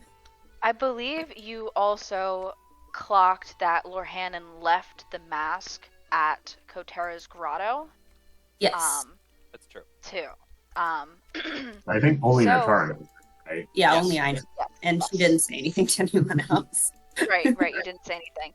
I guess, retroactive question for Lorhannon and Natara, would, like, Lorhannon have, I guess, like, you can say no, but, like, would she have seen your face, Lorhannon, back then? Or would you have, like, immediately cast, I guess, was your disguise up? My disguise The was mask off? up. I don't Yes. think you can cast disguise self within a certain radius of the ferry, right? Isn't there like a? Yeah, but it was as we were leaving, It's as we were leaving. so Oh, okay. you might have Yeah. had it back. Yeah. So I guess I probably not. Probably you have not seen him, think- but Natara, you see that there is a gentleman taller than what you know Lorhannon to be, wearing the exact same outfit as Lorhannon. Stunt double. Get him. And he kind of like Lorhannon ushers this other man like kind of behind Gale's house, out of view. Ionia also sees this and kind of looks around to see if anybody else sees this man that he is hiding. I mean, Natara assumes it's something related to why he needed to go to Gale's yesterday, like last night, and then this morning, so she's not necessarily going to ask questions, just kind of more wonder to herself. Lydian, blissfully unaware with a passive perception of 14, has left a paper-wrapped, is currently like rolling up his bedroll, and then Lorhannon's bedroll still out from the morning. He placed a paper-wrapped something like in or with his bedroll, and is like looking around like, oh, I can't wait for him to get back, but like, oh, don't make it look too obvious. Like I'm in my own little world because I gave him something. Yeah, and Arya has a passive perception of 10, so she's like still asleep. She's The straight up guard, passed I the love fuck it. out. Yeah. That never fails to amuse. Okay, so Lorhannon, you feel like you somewhat successfully hide this other Lorhannon as you move around to the other side of the house. He kind of like, I mean, you've given him instruction, and he kind of like nods. Can I also tell him, don't try to be sneaky? He, in your voice, which I'm not going to try to do, responds exactly how you would if somebody told you to try not to be sneaky, which is somewhat of like, why? But also like, it's you trust you, so he's like, okay. This is great. This is going great. This is exactly how I grew it up. This was in the playbook. You paid 100 rupees for this. Listen. Either he finds Bogey, or maybe he gets caught by the Yiga. And either way, I'm okay. That's true. That would be You crazy. get caught by the Maybe- Yiga and then he maybe. disappears. Disappear. After 12 hours, yeah. Alright, so, Lorhannon 2 turns heel and begins to jog across the campground and makes his way, turns right up the path to head north through the Maw of Death Mountain and onto the roads the dangerous lava-filled, enemy of fire-filled roads that lead to Death Mountain and Goron City. And he takes off. And those of you that had clocked him, see this other man emerge in Lorhannon's clothes from behind Gale's house and jog past. Lorhannon, what does this man's face look like? As those that saw him see him. Hmm.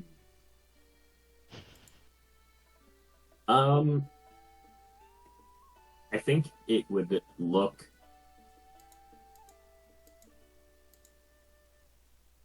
It would look, and I know there's probably no good way to visualize this, but like,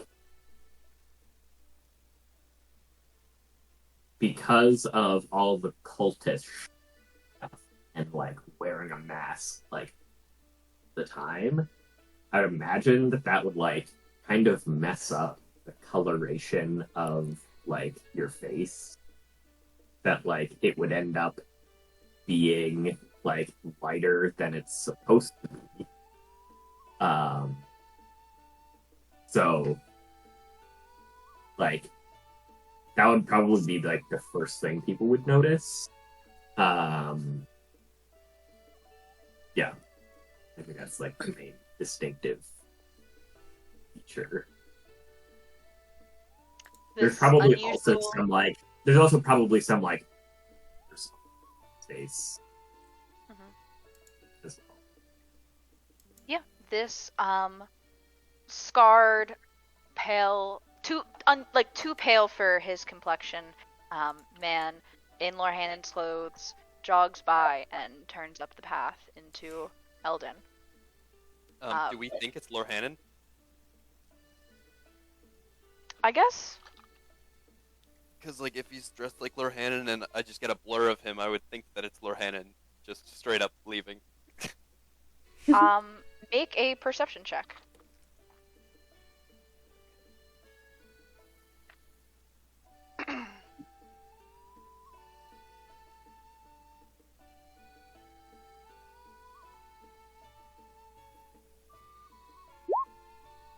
That's a 21. He's absolutely wearing the same clothes.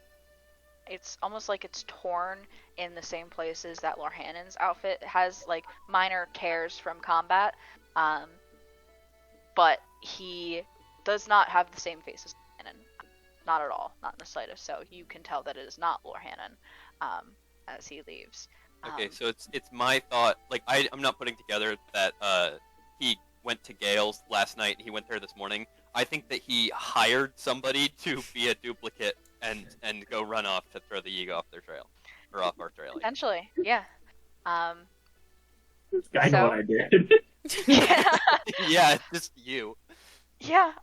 So with that, Lorhannon, I assume you join everybody as they pack. I go back to the group and I am doing my best to be like, all right, ready? Let's get going. Let me pack up my stuff quick. I mean, I'm not being outgoing and like talking like I'm guilty of anything. But I'll just like come back and start packing up my stuff. Go ahead. I was gonna say I'm just like, yeah, okay, like yeah, we'll put together some breakfast and pack up our stuff, and I'm like constantly side-eyeing Lorhannon's bedroll to see if he notices the gift that I left for him overnight, or I guess this morning. Yeah, I do find the gift that was placed directly on my stuff. It's a bunch of papers surrounding something, and I used sealing wax to kind of like put, keep the papers in place. Do you unwrap it then? So I noticed the sealing wax, and I immediately know that there's only one person, like, that I have encountered in Hyrule who has sealing wax. I think I'm gonna look around to see if I'm alone. Is he? I'm sorry. Are you over by your bedroll? Yes. seeing this? I'd say yeah. I'd say while you were dealing with Gale and Lord Hannon too, everybody else kind of packed up their stuff, And, and you're kind of left on your own. and Lydian is not trying to watch me open No, this. I would as soon as I like just make sure that it's there, I would see that you are going to pack up your stuff, and then like I would give you your privacy because it is a personal gift. So Okay. Then if nobody is there, then I will open it. Yes. so you see a package wrapped in 4 different pieces of paper. As you take a piece of paper off, there is a sketch drawing of you gambling with the lizards and all of us behind you and supporting you and cheering you on. The next piece of paper is you running into Shadowblade Ganon's aura and the rest of us like supporting you from behind. A third piece of paper has like you being blessed by Kotera in like a big thing behind you, and all of us are being blessed by the powers as well. And then a note is attached to the last piece of paper on the one side that says, Lorhanan, Aquila and Natara discouraged me from making a big show of things or writing you a song, but I wanted to thank you for being so selfless yesterday. I hope this gift from me to you helps you find what you're looking for. On the other side of the paper is a drawing of just Lorhanan looking up over a forest of trees at a shooting star, and all the papers were surrounding my spyglass for Lorhanan. Oh my gosh. I am going to just whisper to myself, like, these must be mementos.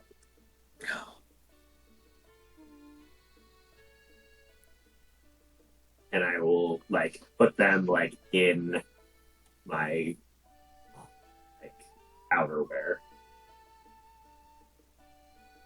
They are directly on my person. Lorhanan, I also want to tell you that for the next 12 hours, you can use the Warlock invocation, Gaze of Two Minds, remotely to use an action to view, to follow basically the rules of that, to perceive the other creature senses of Lorhanan too. But while you do, you are blinded and deafened to your own surroundings for Yeah. that time. Yeah. So just that, but all right. You guys, as the rest of you are all kind of like packing up, getting ready for the morning, you would see, where is it? Dato, also packing up, and he would probably specifically, I believe, was it Anari? Who had the recommendation of opening a restaurant? Was that Lydian or? I think that was Lydian. Probably me. Yeah. Yeah. He'd probably approach you in this time frame, and he would tell you like, yeah. So I'm working on my final preparations to travel back to Hateno. Your prospect of opening a restaurant, I really like the name, Dato's Kitchen, that you came up with, and I think I'd really want to do that. So, feeling determined now, more now than ever before, I just want to thank you for that conversation. Yeah. No problem. Keep your wits about you, buddy. Yeah. Now, should I fill the remaining space in my bag with food or maybe some mementos from... I mean, if food, then what should I pack? If mementos, what should I bring back with me? Bring some ingredients. I guess for food, any kitchenware you might come across is obviously important. And then mementos, I would say, are they mementos for you or for your restaurant? Because you could put them up as ornamentation to add to the atmosphere of your restaurant or something. Oh, that's such a great idea. What should I bring? Whatever's important to you. Oh boy. Oh, And- right. and I with- forgot your and inept with decision the making. with these thanks, he begins to kind of wander around around the general stable area, looking for something he could potentially put on display for his restaurant. Is anybody else doing anything before you guys leave the stable this morning? I mean, Anari's just getting up, looking over at Ionia and going, "Oh damn, I probably like really fucked up last night by like Yeah. kind of spurring things along. It was just she got like a little excited. So she's not gonna like tell Lydian that she did that because she's kind of feels a little nervous about it. However, she is deeply thinking about it. Yeah. Yeah. That's really it. At one She's just point, getting ready. you at one point you glance over at Ionia, who meets your gaze, locks eyes with you, and with her like giant winged hand, kind of gives you like a thumbs up with her wings and feathers. And Ari's like, no! Oh my god. No! No, yeah, Nari won't. She'll just kind of go like, yeah, like... All right. Is anything else before you guys depart for the day? Nope. All right. Let's take a break there, and then we'll come back with travel. Oh, fuck yeah.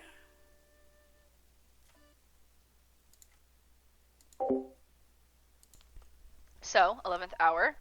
After an eventful time here at Foothill Stable, you guys now set off south on the path with intention of traveling east, finding your way across upland Zorana and down into Zora's domain.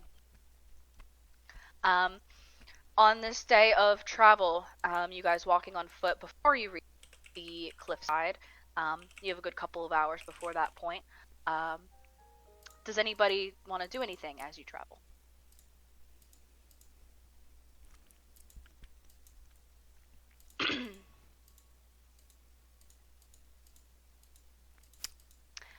I I want to be in the front of the group. I am gonna be Front of me, or in front of Tara. I mean, are you gonna keep up with me, or oh, like you're just like way going on ahead. not necessarily? Like,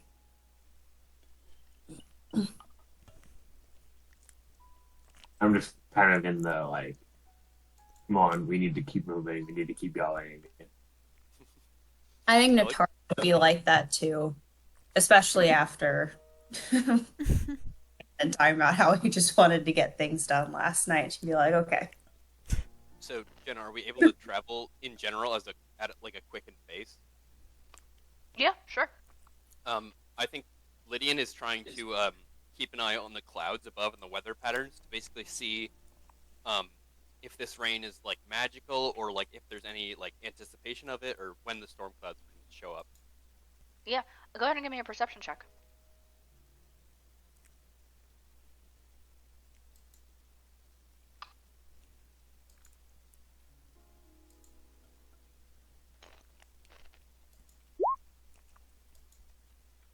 That's 12. For the duration of your walk between Foothill Stable and the cliffside, you see more clouds up ahead, like normal white clouds. The further away from Death Mountain that you get, you do not see at any point while you guys are at this low elevation any storm clouds. Okay.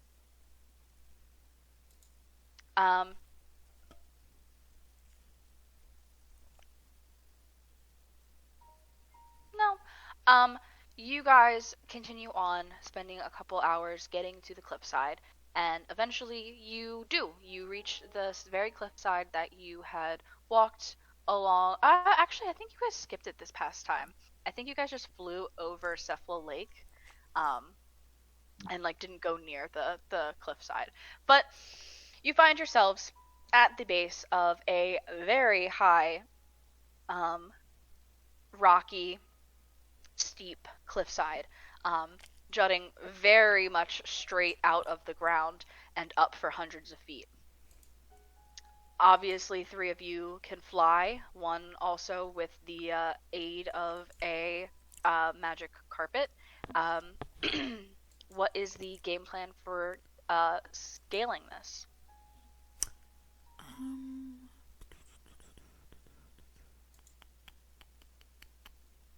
I mean, the flying people are gonna fly, then spider climb, right? That's right. I can upcast it as well if we need. Before we head up, at this point, I would like to check in on Lorhannon too.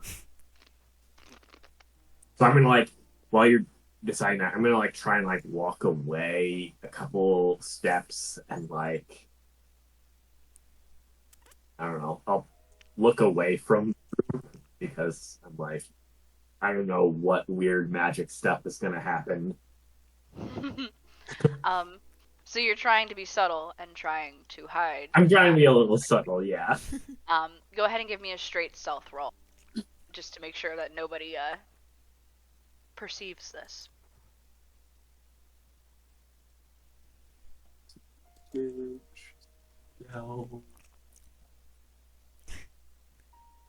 That's a 22. I believe that is higher than everybody's passive perceptions. Um, yeah, so you step off to the side, you use your action to gaze into the mind of Lorhannon 2, and you see a vision of, it's sort of dark in here, and it takes a minute for your eyes to adjust. Lorhannon 2 is jogging on a path that twists through a large cavern on the way to Eldon.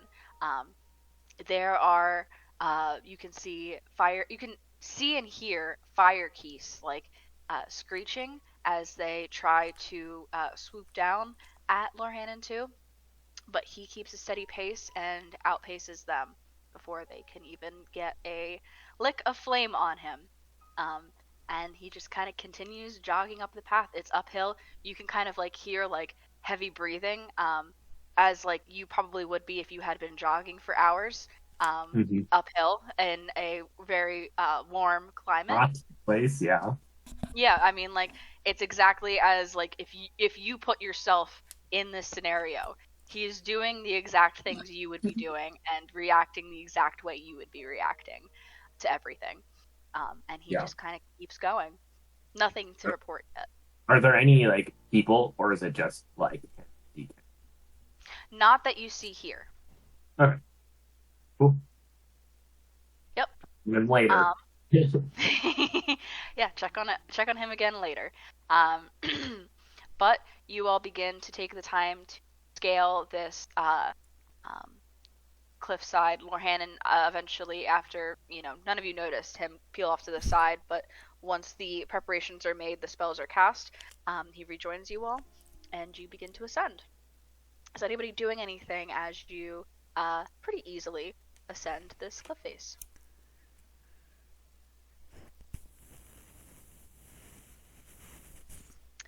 You eventually, after a chunk of time, it is quite high,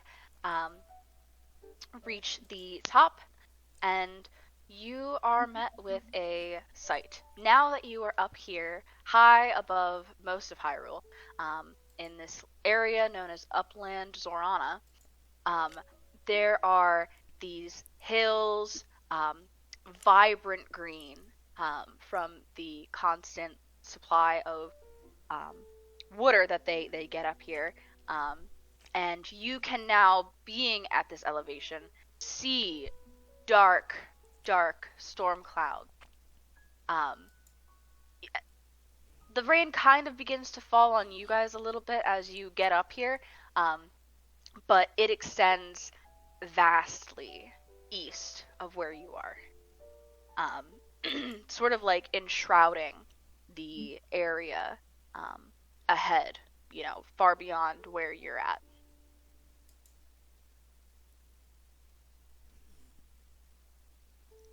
I mean, does the start of the cloud line, does it seem just like unnaturally placed there, or does it seem just kind of like a natural phenomenon of clouds they're forming in the sky? Does it look like somebody magically placed it there, or there's some sort of effect or something that's magically induced? Either give me nature to compare to the way that storm clouds behave naturally, or give me arcana to compare to if this appears to be unusual in nature. I have the same modifier, so I'll go for nature. Okay. That's a nat 22. It's a nat 20 for a 22? No. Sorry, it's a 22 total. I got a 19 on the die. Natural Gotcha. 19, 22 total. Lydian, it appears that the way that the terrain is, you guys have traveled around this cliff face a little bit, going to Akala and back down and everything. It appears that the way that these highlands sort of behave kind of creates sort of I'm not a meteorologist, but you get the gist that there's something about the way that the land formations are that sort of traps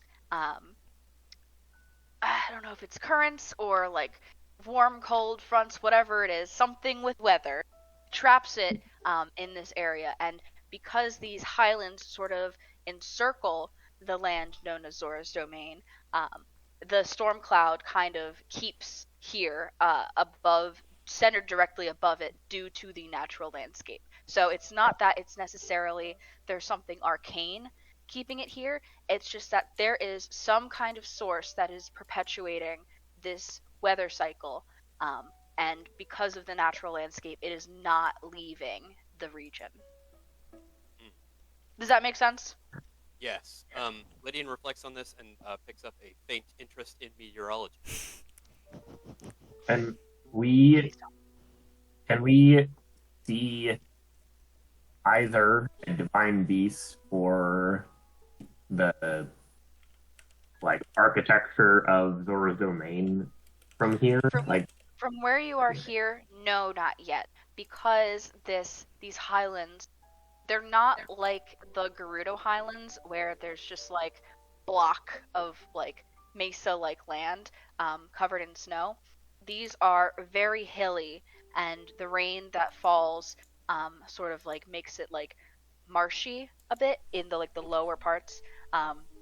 You'd have to kind of make your way around these hilly this hilly terrain, traveling east, maybe north, maybe south, to you guys how you want to approach, but begin to travel across here in this somewhat challenging terrain to get a better view on the other side of Upland Zorana. So, I think we'll look to our Ranger Zora. Yeah, does Natara have an idea of what would be like the best way to get to Zora's domain? Not that Give she's me time around here, survival. but Yeah, no, you've never been up here specifically, but go ahead and give me survival, because you are a Zora Ranger. that's a 10. That's going horribly today. A 2 and a 3. No. Yeah, Natara, like I said, and like you said, you've never been up here before. You kind of have a faint sense of like the direction to go, but knowing that Upland Zorana is sort of like a circle that encircles Zora's domain, you're pretty much good to go in whatever direction. It would kind of be more up to you of if there was a direction you wanted to be able to have a view of. In the sense of if you go directly east, you'll have a pretty good view of Zora's domain, but maybe not so much other areas. Going north, you might be able to see. I don't know. I guess I'm trying to say is, you guys are at a point where this is not a large, vast area. You have what's left of the day to kind of pick north, east, or south to give yourself the best shot. You know that the reservoir is massive, and you probably would have a different view of it depending on which way you go. Does that make sense? Yeah, Natara will probably ask the group kind of what their thoughts are, if they have any. I mean, if it's, I mean, East Reservoir Lake, we should go east. Or, I guess ultimately it's like if we just want to get a view of it and kind of scope out the situation, we just get to the path of least resistance, like as high up as we can on the mountain. I don't know. I guess Natara would ask if, somewhat reluctantly, if we would want to go to Zora's domain and see what they think of what's happening first before going ours, or if we just want to scope it out ourselves. And because, yeah, we know that the lake is filling with way too much water. But I guess we don't know specifically that there's. We try to see ground Siron again. So I think he's the only one that we really would want. Right? Yeah, I don't want to make, if we do go to Zora's domain, I definitely don't want to make a big deal of it or like stay overnight or anything. I want to get there, know what we have to do, and immediately like book it. I don't want to stay there for too long.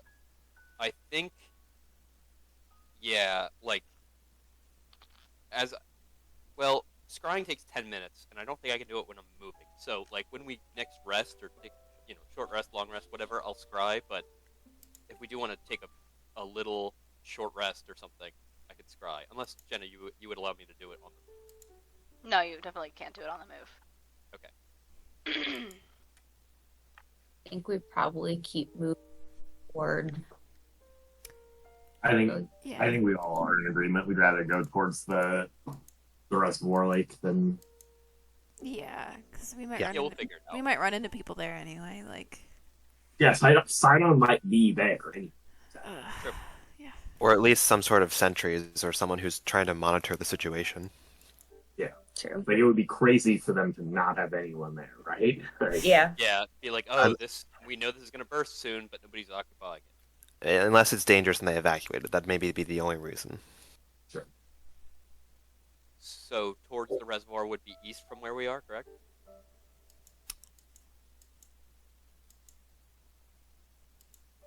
Jenna? You'd have to go like around, right? Yeah. Yeah, so what, like, Tara only rolled a 10, so I was trying to be a bit vague, but basically, you have the option of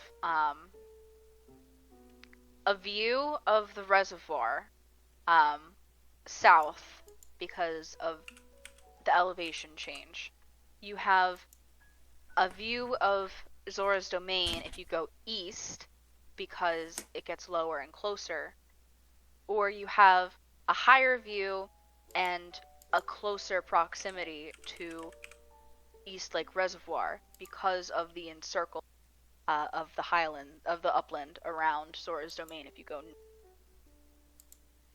Are there any drawbacks to going north then? You would not have the view of Zora's domain to see the status of it. You would be further away, so if you wanted to go to Zora's domain, it would take a little more time. And also, it will take a little bit to get to East Lake Reservoir. Probably another day, or a little over a day. I think maybe we need to pop into Zora's domains to get the shrine. That's the thing. Assuming that there is a teleport. I was about to say, yeah. I mean, there's That's one in Reno fair. Village. I just like hope that they're civilized enough to have the shrine. Yeah, I mean, there's one outside of Gerudo Town too, so I mean, it clocks. Like, that's actually a safe inference. Would it be?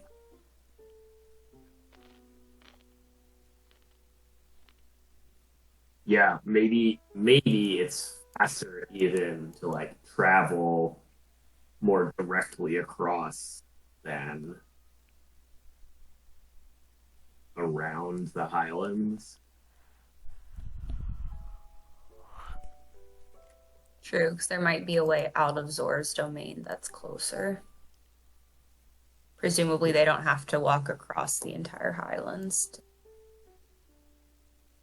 So are you saying just I go to Zora's domain and the rest of you guys go somewhere else, or Potentially, like I have no idea. Like Natara, we are kind of relying on you to kind of submit of like how far are we like if one was to fly, like how long to get down to Zorston.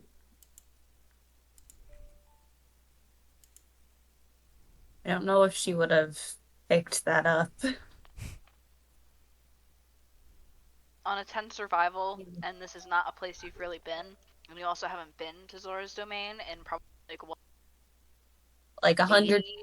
Natara was here for like the first 10 years of her life, and that was like 120 years ago. Yeah. So, I think unfortunately. I think we probably set out east, just get as Yeah, close to Zora's domain as possible, and then hope it's a 4-hour flight or less, so that I can fly straight there. And remember that it is raining. Oh fuck! How does that affect me? I forget what we said before, but I think I've had you make acrobatics checks when you've tried to fly short distances, but in general, especially in heavy rain, you can't really fly. mm. So maybe we should go north.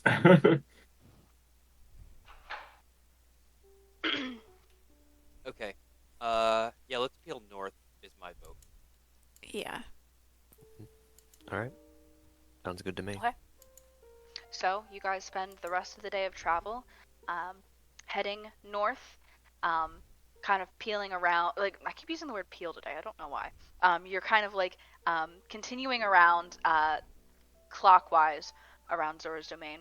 You don't have good visibility due to the heavy rain, and as you go north, the elevation changes and you find yourselves traversing up hills, generally getting higher and higher up. Um, the further you get, the more the rain begins to impact you guys. You're all pretty soaked. I mean, Natara, this is a great thing for you, but for the rest of you, it is wet, it's rainy, it's not the best conditions. It's also not super warm. You know, you guys were pretty warm when you were close to Eldon, but now at this higher elevation, it's kind of a cold rain. Um, Eventually, the sun begins to set, and you guys, though you cannot really see the sun at this point in the um, cloudy conditions of the storm, it does begin to get quite dark rather quickly. Um, you guys set aside space to take a long rest. Um, I guess you're probably going to tiny hut to keep the rain out, right? Rather than try and find a shelter. Yeah, if we can find a good like flat area, yes, Yeah. I would tiny hut.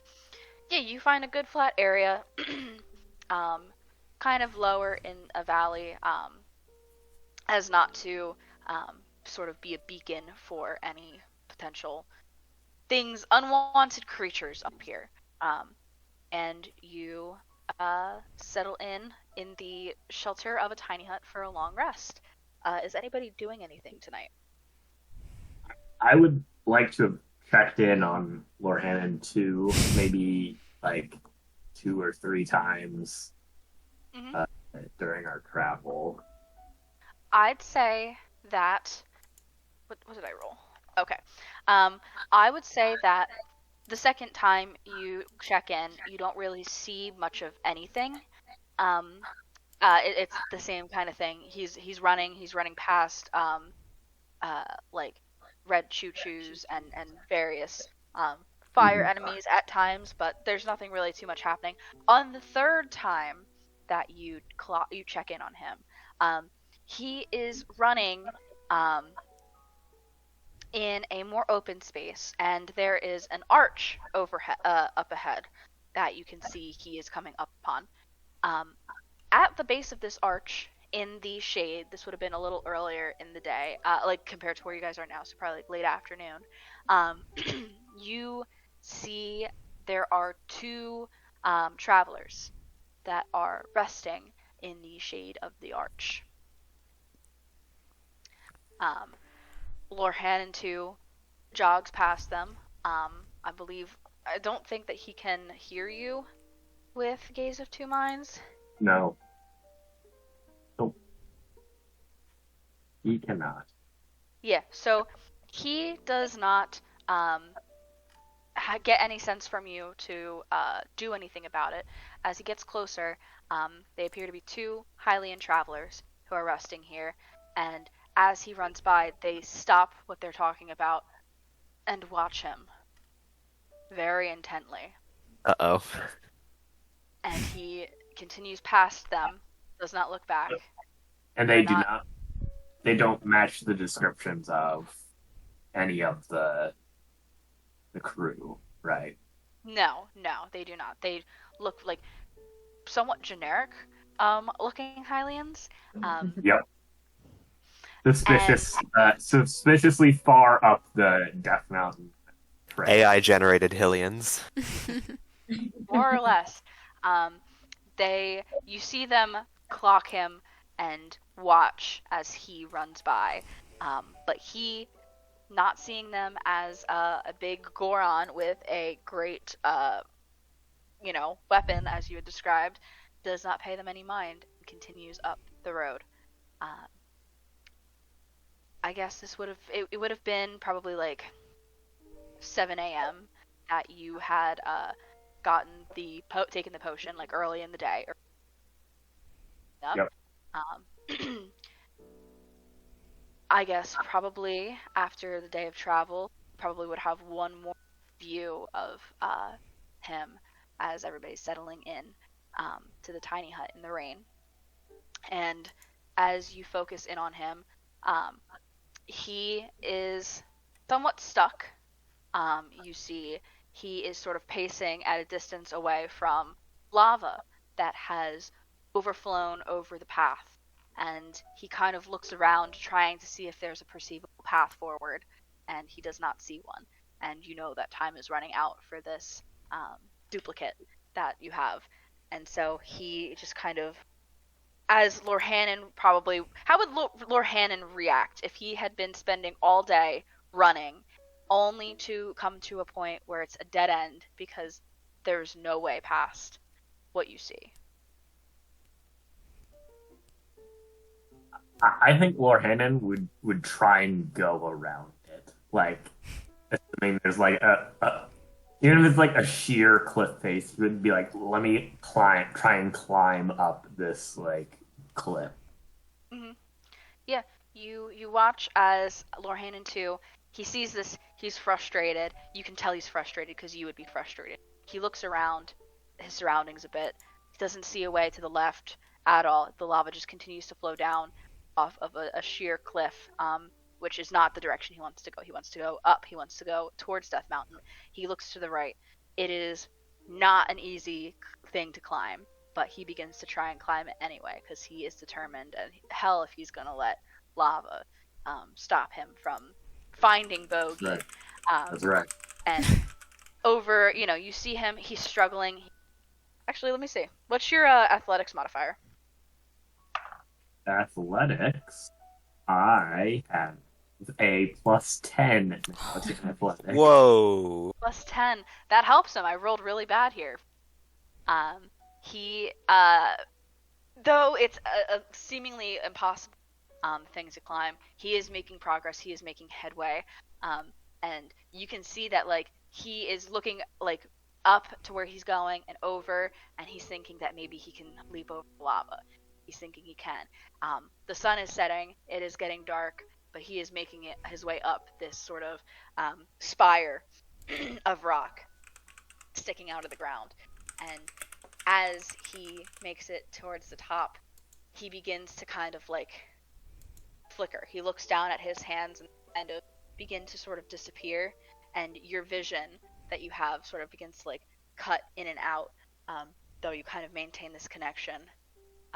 And he looks down at his hands again as they begin to entirely disappear, and in his final gaze, he like looks at this higher point towards Death Mountain in like the twilight hours of dusk here, glowing, and that is his final view, your final view of Lorhanan too. Oh, I thought he was gonna leap into the lava.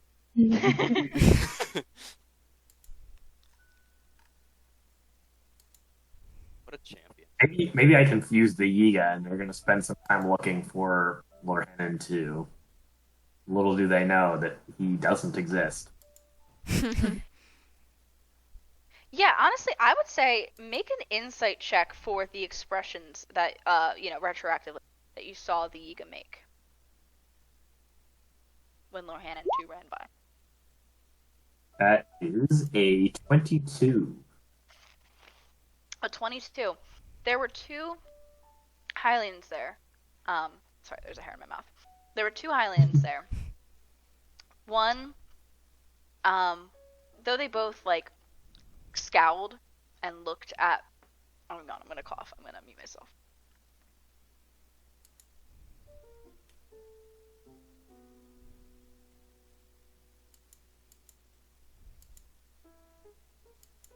Sorry. They both scowled and did not like what they saw. The one on the right, there was a moment of recognition at what he saw. A recognition. So I will give you that much. Excellent. What are the rest of you doing here in the tiny hut?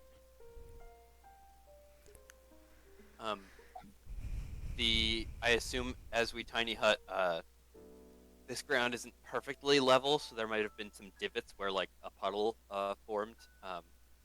And I will use a puddle to scry on the side, see if I can get any luck this time. I will not. I feel like it was not lucky for you guys. The roll. It was a +0 from your scrying ability. Yep. Okay. I remember what his was. Okay. Lydian, I do not have a. So this is going to not be as good as others have other scries that you could have done. It's my job. It's my job. I gotta do one that you haven't prepped. In one of these puddles, your tiny hut, you spend some time and focus in and scry on Sidon, Prince Sidon.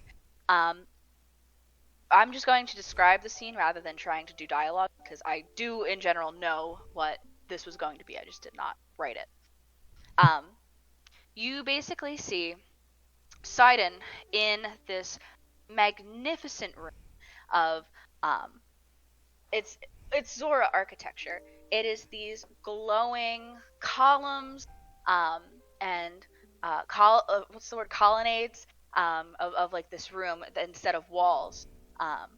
There are shimmering pools, crystal clear, with Zora within, and he stands before a massive Zora, one that resembles a whale, adorned in silver jewelry and fine fabrics and a silver crown, as well as he bears a scar on his forehead, very prominently.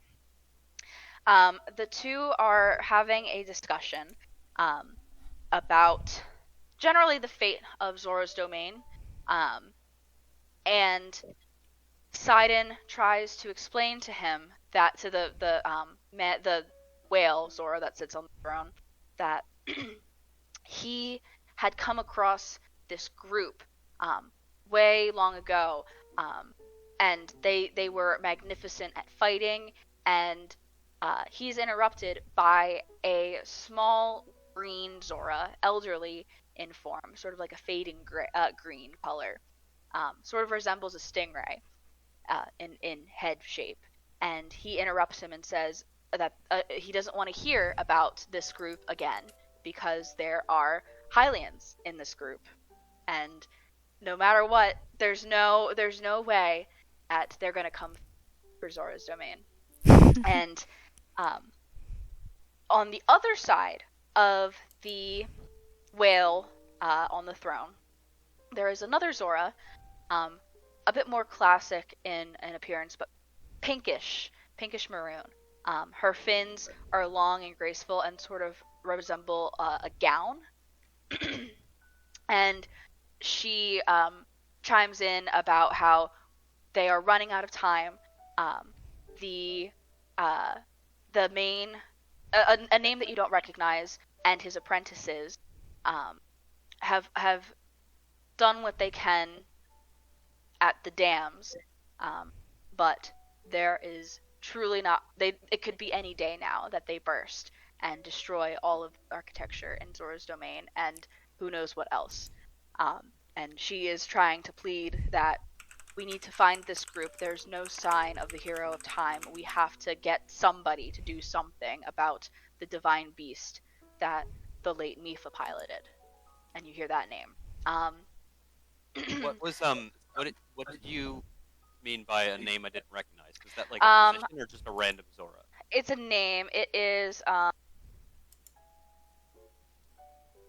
where You don't is have it? to look it up if it's just like a random Zora. It's a random Zora. I don't remember. Do I have it somewhere? Oh, Dento. Dento. Is the name. Yeah. I knew I had it somewhere. But basically you witness this scene of arguing between these three people in power, one central on a throne, and Prince Sidon, who is pleading that he is trying everything he can. And at one point, another thing that they talk about that would be relevant is that it would be that the whale that sits atop the throne calls Sidon out for already failing at the divine beast. And Sidon argues that it was hardly a failure. He knows its weakness. It's just that they share a weakness with the Zora. And then, so me knowing what I know about Natara, could I put together that might be electricity? Or You certainly could put that together. And at a loss, no resolution. The king sitting on the throne dismisses Sidon, and Sidon leaves the presence of the three that he was speaking to, and begins to descend the stairs that lead to this upper room. See him walk through the plaza, and he dives down into the waters below, and that is where your vision begins to fade as he is leaving for somewhere. I excitedly turn around to the group and say, that not only it's confirmed to be the divine beast that's been flooding the reservoir, but Prince Sidon seems to know its weakness is the same as Natara or any other Zoras, which is electricity. If we just have any sort of electric attacks, like the like Inari's sword, I mean, Just we've gonna hit on yeah. this thing. I mean, we might be good to go without even going to Zora. I mean, still we need the shrine, but we don't need to talk to any Zora if we don't want to. Good thing we went to Gerudo Town first. Yeah, I just do Urbosa's. Well, yeah, I just do Urbosa's Fury, and I could probably like. We just need to Yeah. fly over top of the beast, drop you on top of it, and then see how far Urbosa's Fury kind Oh of my like God. spells out from there. I don't know. This is probably gonna be harder than we think it'll be. So that's the part that makes me nervous. Yeah. But I think we got. I think we got it.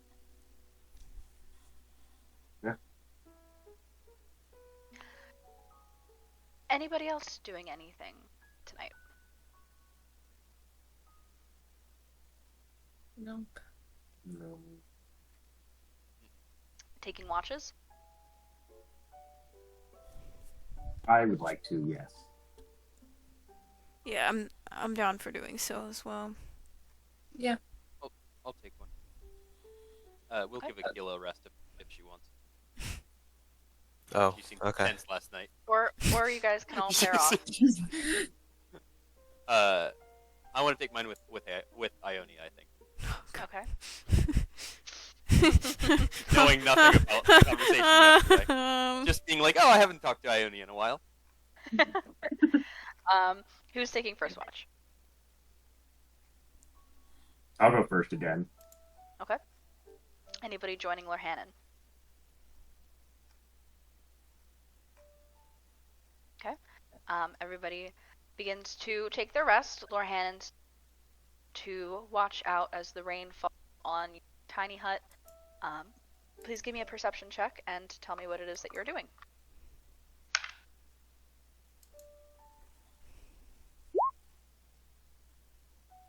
That is a nat 20.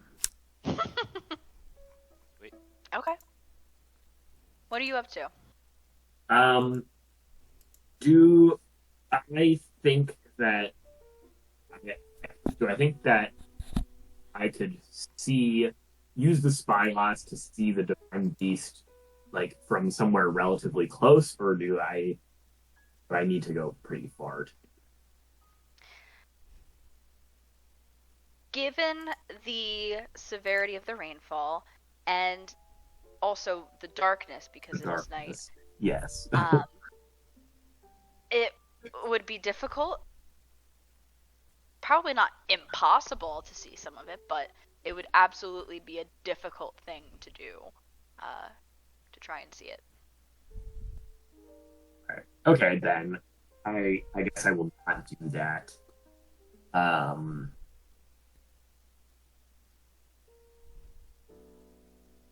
But so if I can't do that, then maybe I will go back to what I had done a few nights ago, or maybe like a couple weeks ago, where it was like, okay, Kotera claims that I've got some sort of like power of prophecy. Like, are we doing the right thing? What are you doing specifically? I am like trying to like I'm not casting any spell that I already have. But I'm like, maybe I can like create some spell that like lets me tap into this alleged like prophetic powers. Go ahead and please give me a religion check with advantage. Uh-oh.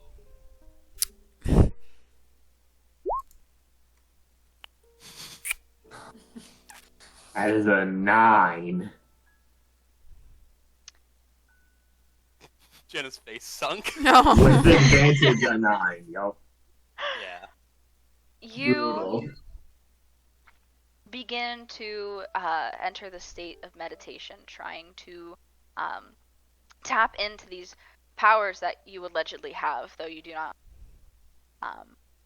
anything about yet. You haven't really seen anything manifested, and you try to tap in, and you're just not met with anything. You don't feel like you're off base in doing what you're, but it's not working yet, and perhaps that can be a little bit frustrating for you. Just more proof that the universe hates me.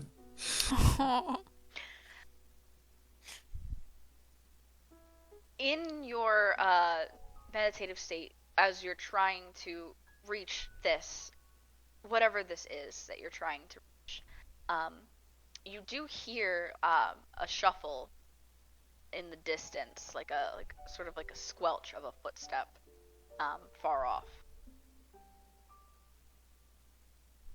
Like This a is your crit perception check.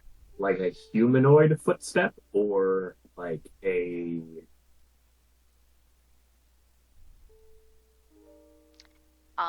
It's I far guess- away. Yeah. Yeah, if it's far It's, away, then. it's a step. It's undoubtedly a footstep. So I'll go. I'll put up my Hylian hood and I will go check it out. go ahead and give me your stealth check with your that's advantage with your Hylian hood. Is that correct? Yeah, yeah. I figure I'm stealthy enough that this is not too risk.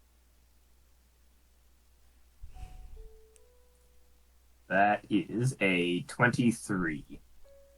You pick yourself up, um, quickly throw your hood up, and dash into the rainy darkness of the night to try and in the direction of the step that you heard.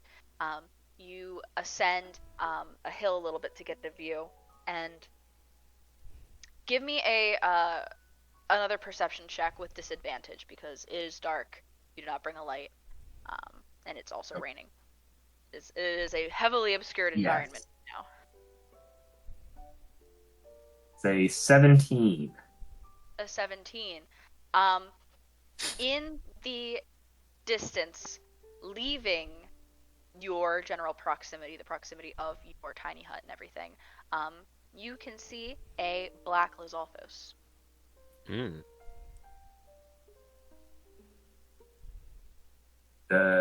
Just I can see a black Lizalfos. Leaving, like going away, and eventually it disappears around a hill, far in the distance. Hmm.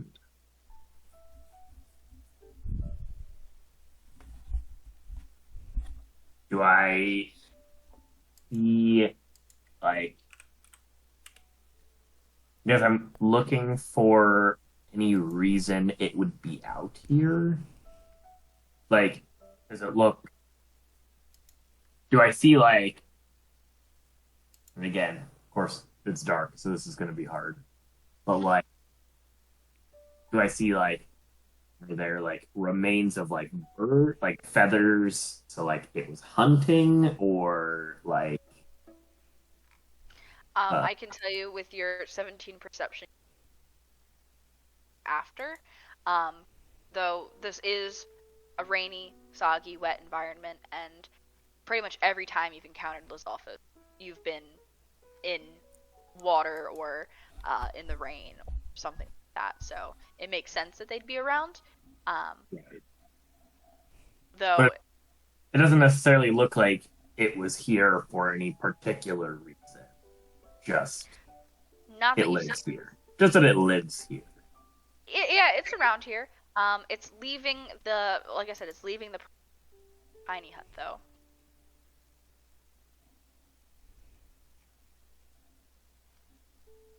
I'm gonna Yep. not press my luck. I'm gonna go back to the Okay. You return damp, having been dried from resting in the tiny hut for a time, returning to the rainy exterior. You finish your watch, and if there's anything else you want to do, you are welcome to wake up somebody else. I will wake up Natara, and I will tell her that there are Lizalfos. The Tara mode activate. Atari's not gonna fight them, but she's definitely gonna try and be extra aware of kind of, yeah, where they are relative to us. Natara, would you like to take your watch with anybody or by yourself? She'll take a watch by herself. Please give me a perception check and tell me what you're doing. That is a 15 perception. Natara is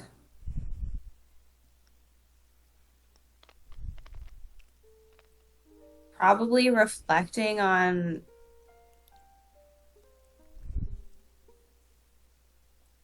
just, I guess Natara's been thinking about her parents a little bit more as well, with because they would be affected by any flooding that would happen.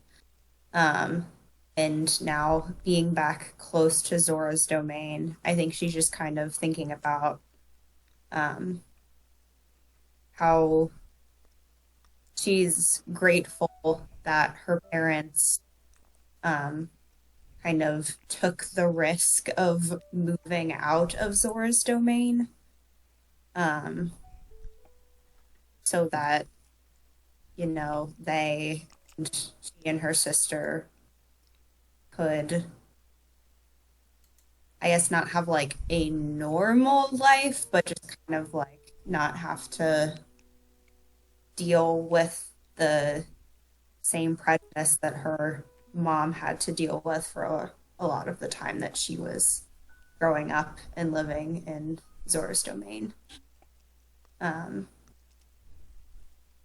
so yeah, just kind of thinking about her parents, I guess. Yeah, I mean, they were certainly brave, like yourself and your sister, to take the Lizalfos infested frontier over the social hierarchy, the Zora.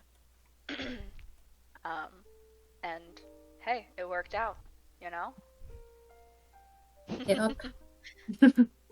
Um, you do not notice anything out of the ordinary in the surrounding area around the tiny hut in the time that you spend watching. Reflect on this, and eventually your watch comes to an end. Who do you wake up? I will wake up Inari. Alrighty. Onari will just kind of sit up and reluctantly stand outside the tiny hut to keep an eye on things. Oh, you're standing outside the tiny hut to keep Oh, watch. I didn't know. See, I thought like she wouldn't be able to say. Okay, yeah, no, Inari would not be standing outside. You can see She through would. the tiny hut. Okay. People just can't see into the tiny It's hut. been a while since we've tiny hunted, so I completely forgot. But yeah, she would not be going outside. That is no bueno for her. So, um, I'll borrow knowledge that perception check. Go for it. It's a 7. Okay. Sorry, I just like hurt my lip. I really think, honestly, Inari spends like a great deal of this time thinking about how she's gonna have to wake Lydian and Ionia up. I'm sorry, I'm like wiped for some reason. And she's like high key dreading it. Because Unbeknownst to Lydian entirely. um, and she's thinking about like, could I get away with just waking Ionia up? And she's like, no, probably not. Like Lydia would get annoyed. She's like, I'm gonna have to do this. Otherwise, most of what she's thinking about is just dreading the idea of having to spend a majority of their time the next couple days in a water-heavy region of Hyrule. She's already not a fan. In fact, she's probably spent a great portion of the night cleaning mud off of her heels. So she's contemplating all of that, but I mean, she doesn't see anything, so. Yeah, Anara, you're probably having a pretty bad time with the soft ground and your heels. You probably are sinking in every single step you take into the mud. You think I would self-correct? I'm not. We're wearing these heels the rest of the time, baby. I need Dedication. display even in disaster. Like most of the Gerudo, I think they all wear heels. It makes me wonder if they Barbie feet, you know? This is so true. Like, we've been asking all these questions about Rito biology when we should really be asked. We should stop bugging Lydian, and we need to start harassing other asking members of real the Her group. heels in like sand too, so it's not like that's much better than wet ground. I would. Yeah, true. Heels and sand is horrible. You know, that's just how it's done.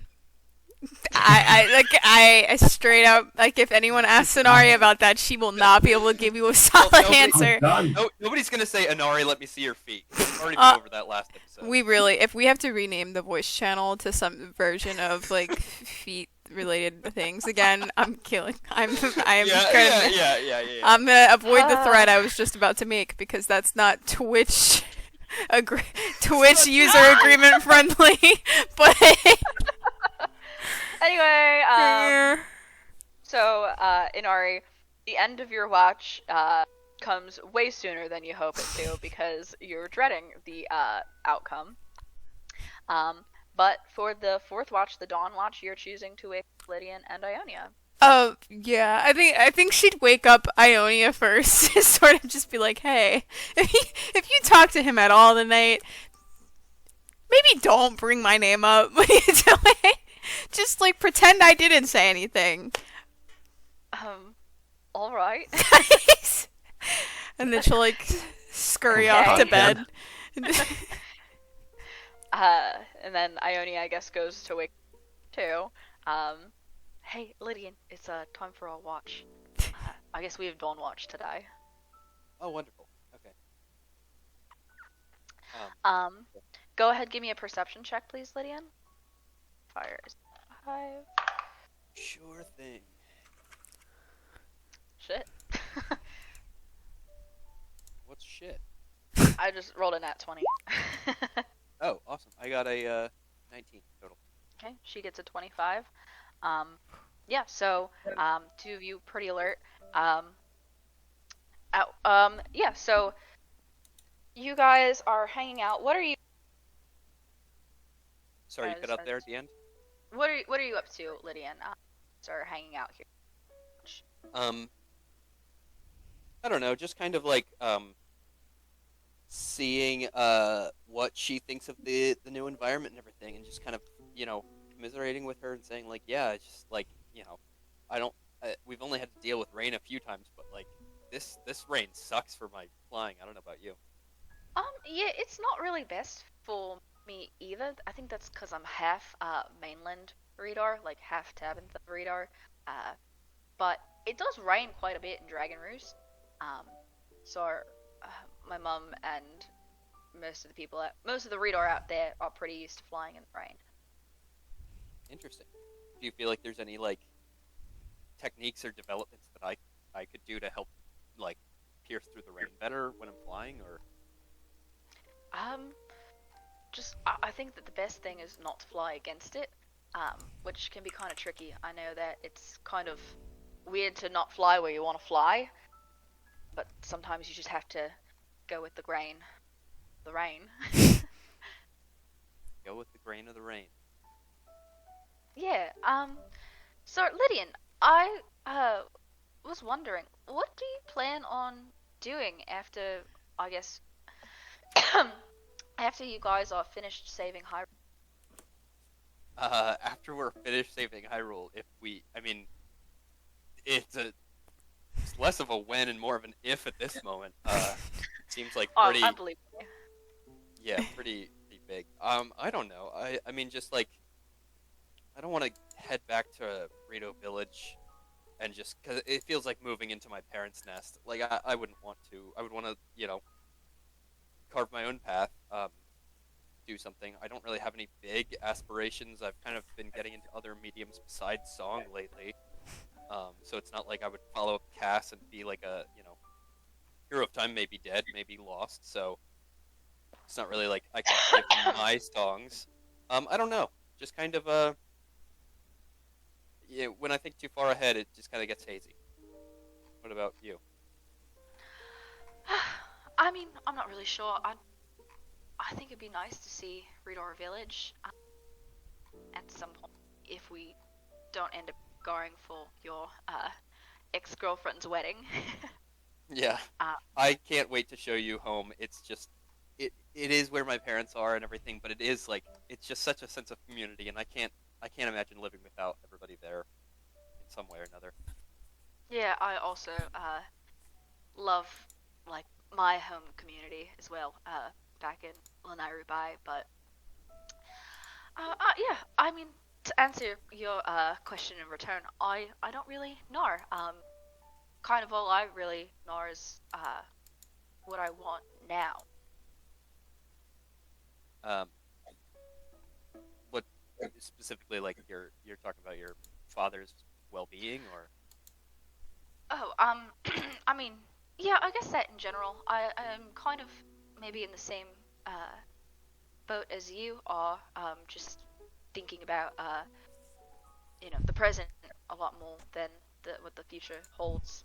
Um, but yeah, I mean, um, she is kind of getting a little bit nervous. Like uh, you brought up her father. yeah. I would just reassure and say, like, well, don't let it get the best of you. It's like, we're here now. We can't do anything about that now. But um, I mean, hey, in the moment, this rain is pretty nice. At the end of the day, it's just tipping on, like tapping on the top of the tiny hut, and it's nice to enjoy the moment with somebody who appreciates the moment. Um, Lydian, Yeah. is it all right if I kiss you?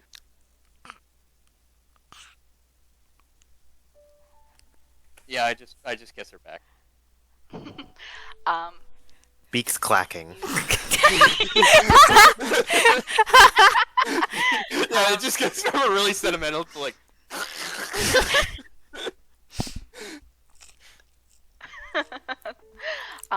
yeah, you and Ionia embrace, and you guys kiss each other. Sorry, was that all right? I could kind of sense that you had it on your mind the whole night. I don't know what changed in your demeanor, but yeah. Well, a little birdie told me that you might also be obsessed with me. Well, by process of elimination, you probably have to be an Ari. Nobody else can talk to you about that. I did not bring her up. I did not say, for the record, who it was. It could have been anybody. For all you know, Right. it could have been Keela. I cannot believe I'm catching strays.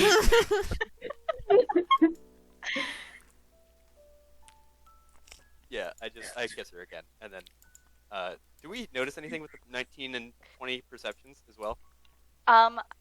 Actually, yes. Your sort of moment is interrupted. Ionia stops and like peers out for a moment. Sorry, I think I heard something out there. Like, are you pulling my leg or? No, I'm not pulling your leg. I definitely just heard something moving around in the rain. What does it sound like? Squelching? Yeah. Gross. Just damp out there. Yeah, we're safe in this hut, right? Creatures and objects can't pass through it, so yeah. And how this lasts until pretty much we're done our watch. Yeah, 8 hours, I think. All right. Well, hopefully there's nothing out there at the end of the watch, which is probably ending soon. Is the sun rising? Not quite yet, but it is like it's tough to see because of the storm clouds ahead. You guys have less of it. The sun is. Okay.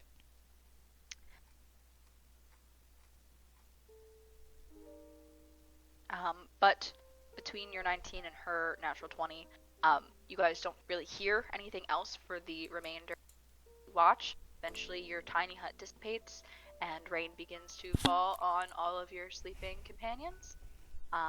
All of you wake up, gain the benefits of a long rest, and Ionia would inform she heard thing in like the early hours of the morning. But for now, you guys don't see anything. Weird.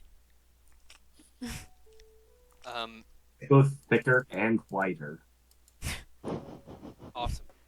Such a great update.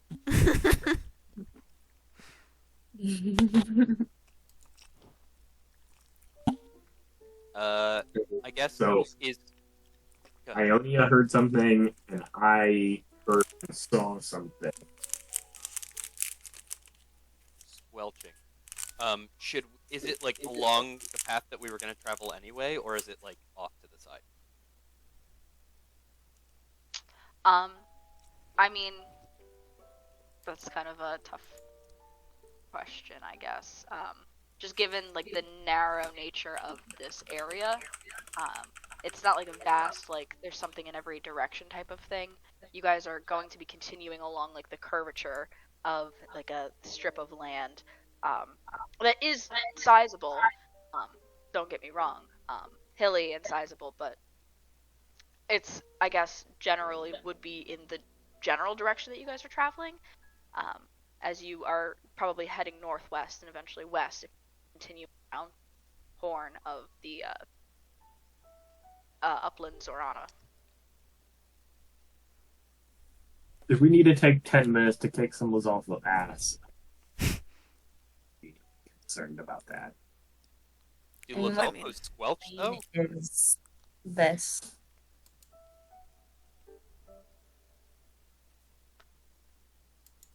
What did you say, Katie? I'm sorry. I asked what kind of terrain it is. What does the list say? It's not really a grassland. I guess it's probably somewhere between I don't know, a swamp would be close, like a swamp and a mountain. And I know you have mountains as a favorite terrain. Mountain is one of my favorite terrains.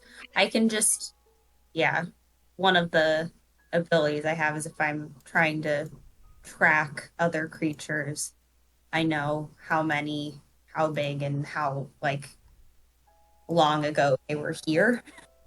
Yeah. So, are there like go- tracks that I can? Go ahead and give me a survival check. I'd say with advantage because you know that one of these is a Lozalfos, and that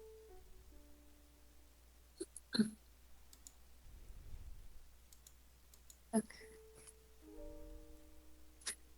That is a 14. okay. And are you able to send the description of the thing that you have, just so I can hit points?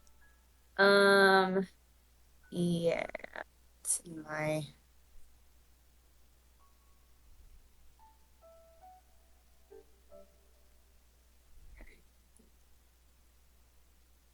It's like the last thing in there. Exact number, sizes. Yeah. So I would say that you can tell that Oh, my this proficiency. Oh, sorry. sorry. You can see that there are indeed tracks. There are, the more you look, the more tracks you find. You can tell that there were. I'm noticing that I've never apparently read this before, but if I make an intelligence or wisdom check related, oh, I guess it's related to the terrain. So I guess yesterday my proficiency bonus should have been doubled. I don't think it applies to this one, Um, but gotta keep that in mind. yeah, I mean, keep that in mind for the future, certainly. I think that was why I didn't give you expertise in survival and everybody else got proficiency. I let you take something else. Got it, got it. Okay. Was because of that ability. But looking around, you find more and more tracks. You can tell that there are some, but also that this is an area that is heavily trafficked by monsters. You can see that there are 5 different tracks of Lizalfos. Um, only one of which was as recent as last. You can also see that there are much larger tracks around the area. 3 sets of those, and one of those is more recent than last night. Do I have an idea what the larger tracks are from? I'd say you can roughly guess that this is a moblin. Yeah, you'd be able to. You've fought them before. But with that, you guys sort of pack up rather quickly in the morning with rain and are continuing with your day of travel. Probably, yeah. Going around the horn, not going into Zora's domain. I believe so. Yeah. Yeah. Okay. You guys set off, continuing. Which map is on here? Around the northern side of Upland Zorana. Throughout the day, the rain falls heavily on you as you do. Not pleasant, not fun. Is there anything anybody day? I would like to, if we're not stopping directly in Zora's domain, are there any shrines at all along this path that we're taking, just so I can stop in for like a transport point? You do. Give me a perception check.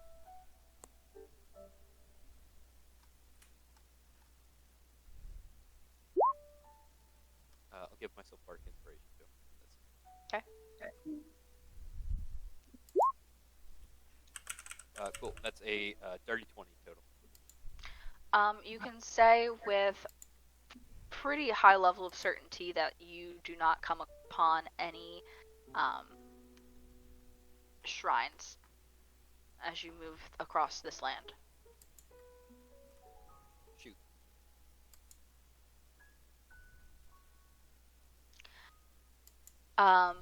I'd say though that most of you can kind of tell that Ionia is sticking closer than normal to Lydian today as you guys move around. But other than that, is anybody else doing anything? Are we in the very back of the group, or are we like middle of the group? Where would you be?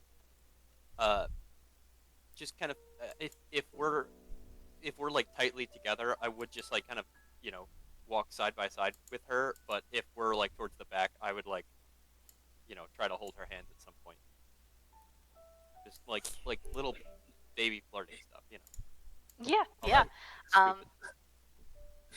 I say you probably walk in the middle of the group. Inara usually takes the back. And regardless, Ionia takes your wing and hers as you walk.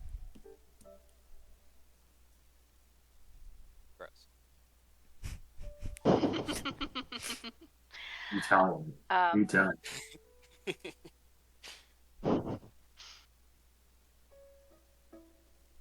But another day of travel. You guys do not. No, yeah, you guys would not come across any monsters directly as you travel. As I said, it is like over a day travel to the other side. Sorry guys, I'm a little stuck because we do not have time to. I am running out of ideas for what. On a combat. Okay. Honestly, though, does do people have any hard stops? Because we could do combat. We could. Yeah, we do. Yeah. We do. Oh, okay. Unfortunately, Well, sorry. Yeah, I Let's didn't just want go to to- push past. let's just go to the lake then. Let's go to the East Reservoir Dam and just go straight there. That's right. Skip your combat. Food, yeah. Yeah. I'm pretty sure. Okay, yeah, sure. We'll go there because there's no combat there. Yeah. Like, we're kind of at a point where it's like, if you guys press on, there's something that you would get beforehand, but it involves combat. And if you hang out here, I would give you a combat, and I'm just kind of not Jenna, sure we what can- to do because the timing is awkward. Let's We can- try on bogey. Let's Yeah. kill as much time with PvP stuff as possible, or not PvP, but like player interaction. Yeah, I stab Lorette. Or Hannah just goes crazy. No, I definitely could scry on bogey, but also in earnest, it's okay if we stop early. I mean, today's session wasn't Okay. necessarily. It was just like a random one-off thing anyway. So I know. don't I feel was bad really if we like hoping get that to the combat and then stop there. That's okay. Yeah. I was really hoping we could fit in the combat and then have you guys like, you know, end it there of like, ooh, here's what's to come and see. I think that not. We can just do whatever you guys would like to do right now. I would like to.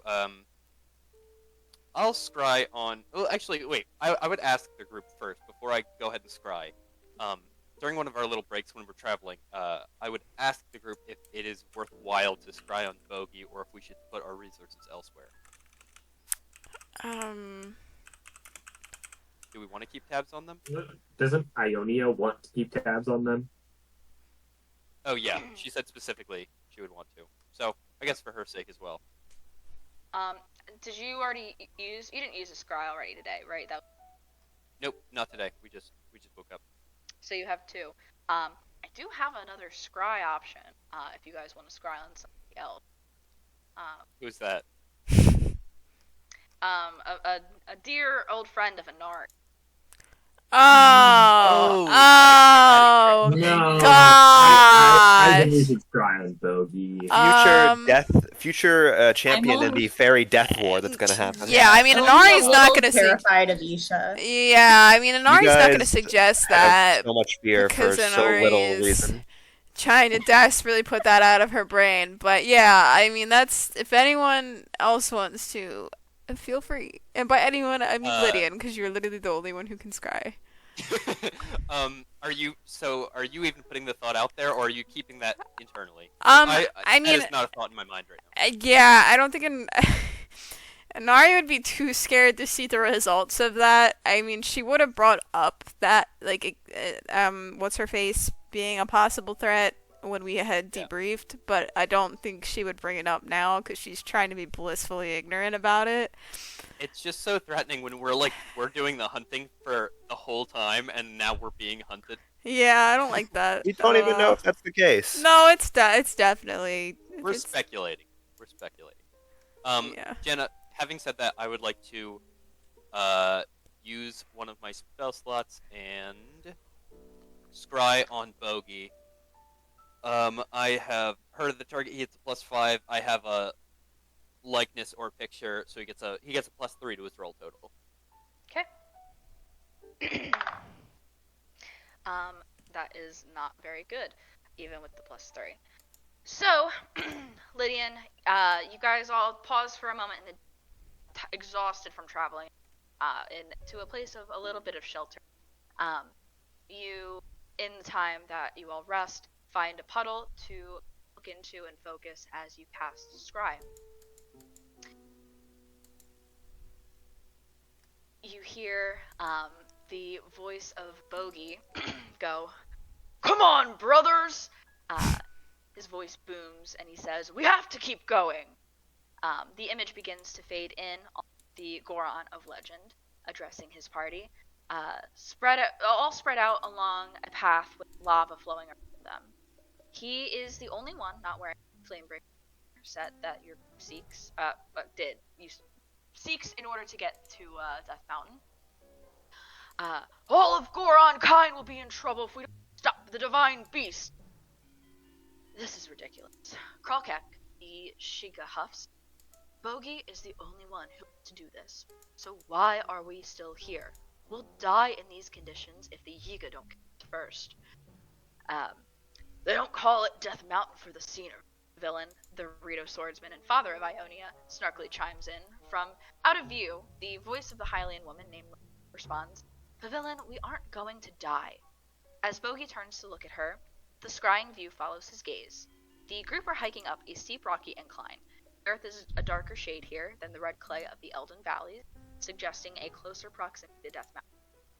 Not far away from them, as your view shifts, you can see the hot red glow of flowing lava trickling down the rock face. The group continues to bicker as you take in the environment. You're able to catch pieces of what each says as an argument breaks out. "This is pointless. We shouldn't pretend we're heroes. We have to push on. My home is in danger. I cannot bear to wear this suit any longer. We have to turn back." We should just give those bastards what they're looking for so they leave us alone. Enough! To everyone's surprise, the Hylian man himself stood up. Everyone stops and looks at him, dumbfounded. I know this absolutely sucks, but look at how far we've come. He's right, Mova says, shaking her head. We may not know what the Yiga clan wants with this device, but we can't let them get their hands on it. We have to keep moving so we can make it to the divine beast. We should have let them we should have let them just take it back at Serene, Dylan says, shaking his head. Instead, we killed them and they finally figured it out. Right? And we're only still alive because we've been braving the Elden environment, a place for which the Yiga aren't well suited, especially since the eruption. Smova. If we turn back now, if we turn the device over, who says the Yiga won't just kill us? They're stronger out there than they are in here. If we hold out, if we make it to the divine beast, we can survive longer than they can. We can make a stand, can try to seize control of the construct, to stop its reign of terror on Elden. If any of you still think it is best to turn back, by all means, please do so now. But you won't stand a chance against a strong rest of us, because we're pressing on. As everyone stands around on Hylian words, all of their expressions shrouded by the grates of their helms, bogies, inspired and determined. Mova shoots her brother a glance as he looks upon her with a newfound joy. The outcome of this exchange, however, becomes a mystery to your scry and scene. Look at the fucking bozos of Hyrule over there, huh? Yeah. I'm suddenly feeling hey, a lot more competent. I don't know. I know they're bozos, but they're doing their job. They know to keep it safe from the Yiga. We have a common enemy. No, they don't. They're just like, man, we stole this shit, and now people are mad about it. This sucks. Well, that's what we would be like if we had it. No, because we wouldn't steal it in the first place. Well, no, we wouldn't. But like, what would we even do with it if we did have it? Destroy it? No, I'd probably use it for something. And then what if they steal that? Again, you're missing the point here of like these guys stole They something would- and then are like, oh, fuck yeah, I love No, yeah, I'm not I love disagreeing that sewing. they are- It's so much fun. Oh fuck, I have to reap now. This stinks. I hate it. Damn, this teleporter got hands. I don't disagree that they are bozos. But for now, we have a little bit of time.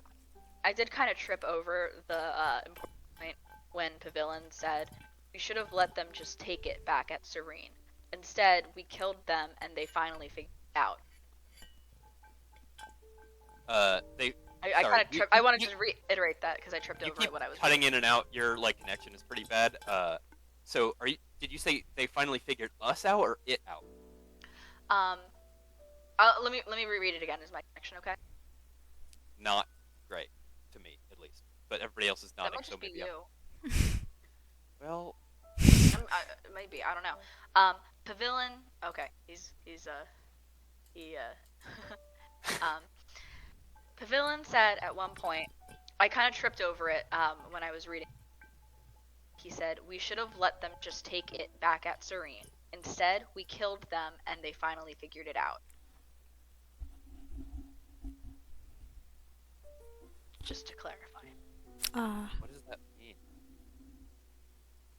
Well, Was let's think of the order of events here. I mean, we went to Serene's stable, and the Yeah. person said that there was like some sort of commotion, and they kicked everyone out. Oh, yeah. Did Right. Kotera tell the prophetess where it was? Ooh. Or no? I want to say no, but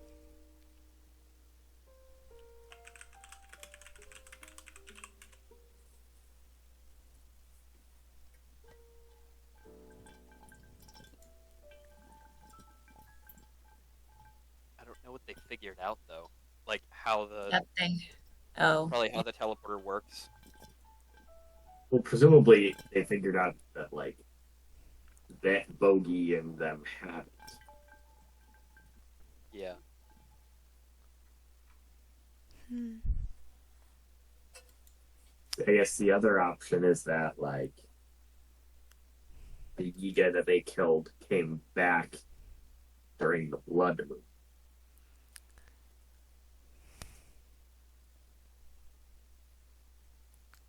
But I don't think the order of events works.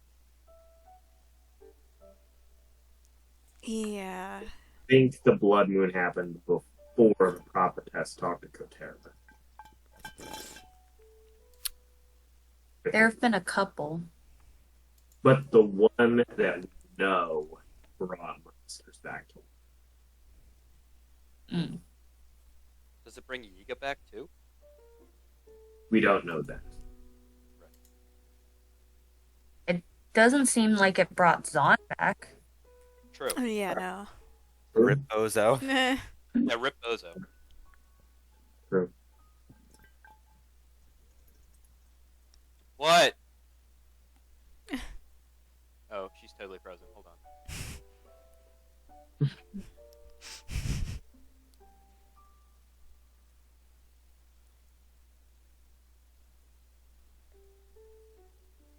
Oh, I can hear you guys again. Okay. Did you stop the stream? No, I didn't. I just heard you say that. Okay. No, I didn't. I should. Oh, I guess. figured that would free up some CPU a little bit. Well, then I was about to, but then I started hearing talking again. I guess I'll stop the stream. All right, Sarah, we're gonna need to come in clutch for the 5th time in a row. My computer's just like it's no big deal. It's like it's not that bad. Yeah, I feel like we don't really know what to make of that particular line at this point. Yeah. In the context, the line before said, "We may not know what the Yiga clan wants with the device, but we can't let them get their hands on it. We have to keep moving so we can make it to the Divine Beast." And to that, Pavilion said, "We should have let them just take it back at Serene. Instead, we killed them, and they finally figured it out." What a deadbeat dad thing to say. Yeah. We should have just given up. We should just accept child payments on this and have given up. Okay. Okay, at this point, see the lake and perhaps use the spyglass to see the Divine Beast. Ooh.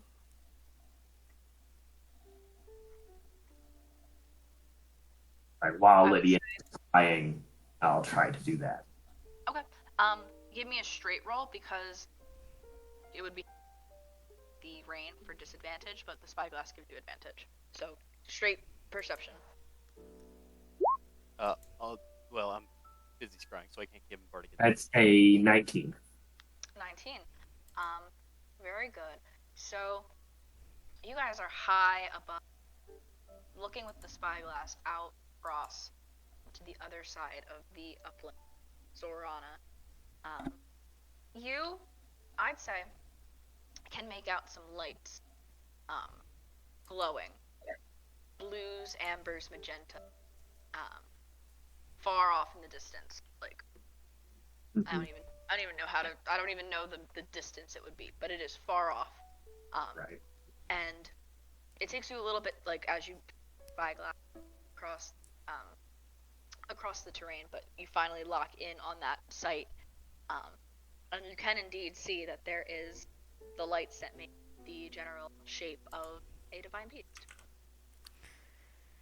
And I can tell that it's the nose. I guess we know it's the nose snake. Yeah, I think you guys figured that out from talking. Because I guess have we seen Rudania yet? Because this is like, if we have, then I guess we know this is the nose snake. I think you did at one point. You saw that it was lizard-like. So yes, you are aware that this is the nose snake. Oh, I just love that line so much. I'm sorry. what an odd creature. There's nothing like. what interesting imaginations the ancient Chica must have had. Does it look like we could get there in a day or two of travel more, or Potentially. Though what you would meet along the way, you cannot be too certain. I mean, let's keep going, right? Like, yeah, nothing else to do? this is urgent. Yeah. I mean, Lydian, is there anything else you'd like to scry on or anything Um, before you guys get going again? I am not too worried about Isha at the moment. Um, but I will keep it in the back of my mind for later. Uh, I can't really imagine that Sidon would be a huge help to Scryon right now. The only thing that I'm thinking of is just kind of, again, any other shrine or point or anything. Were we able to get a teleportation at the Divine Beast itself for the Bacyclio, that is? I think we were. Let me look really quick. Yes. I believe so. Because that would be rad.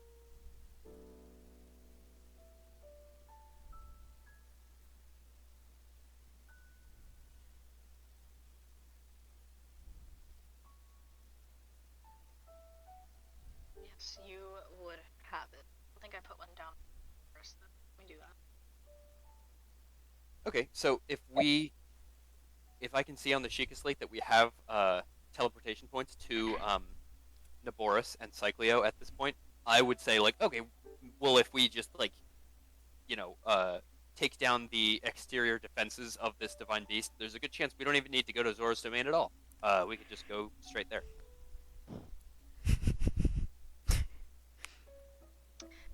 Yeah. And so, as you all pick yourselves back up to continue on the journey around Upland Zorana, high above Zora's Domain and East Lake Reservoir, that's where we'll end for today then, and pick back up next time with what awaits you as you approach not Naboris, oh my god, Varuda.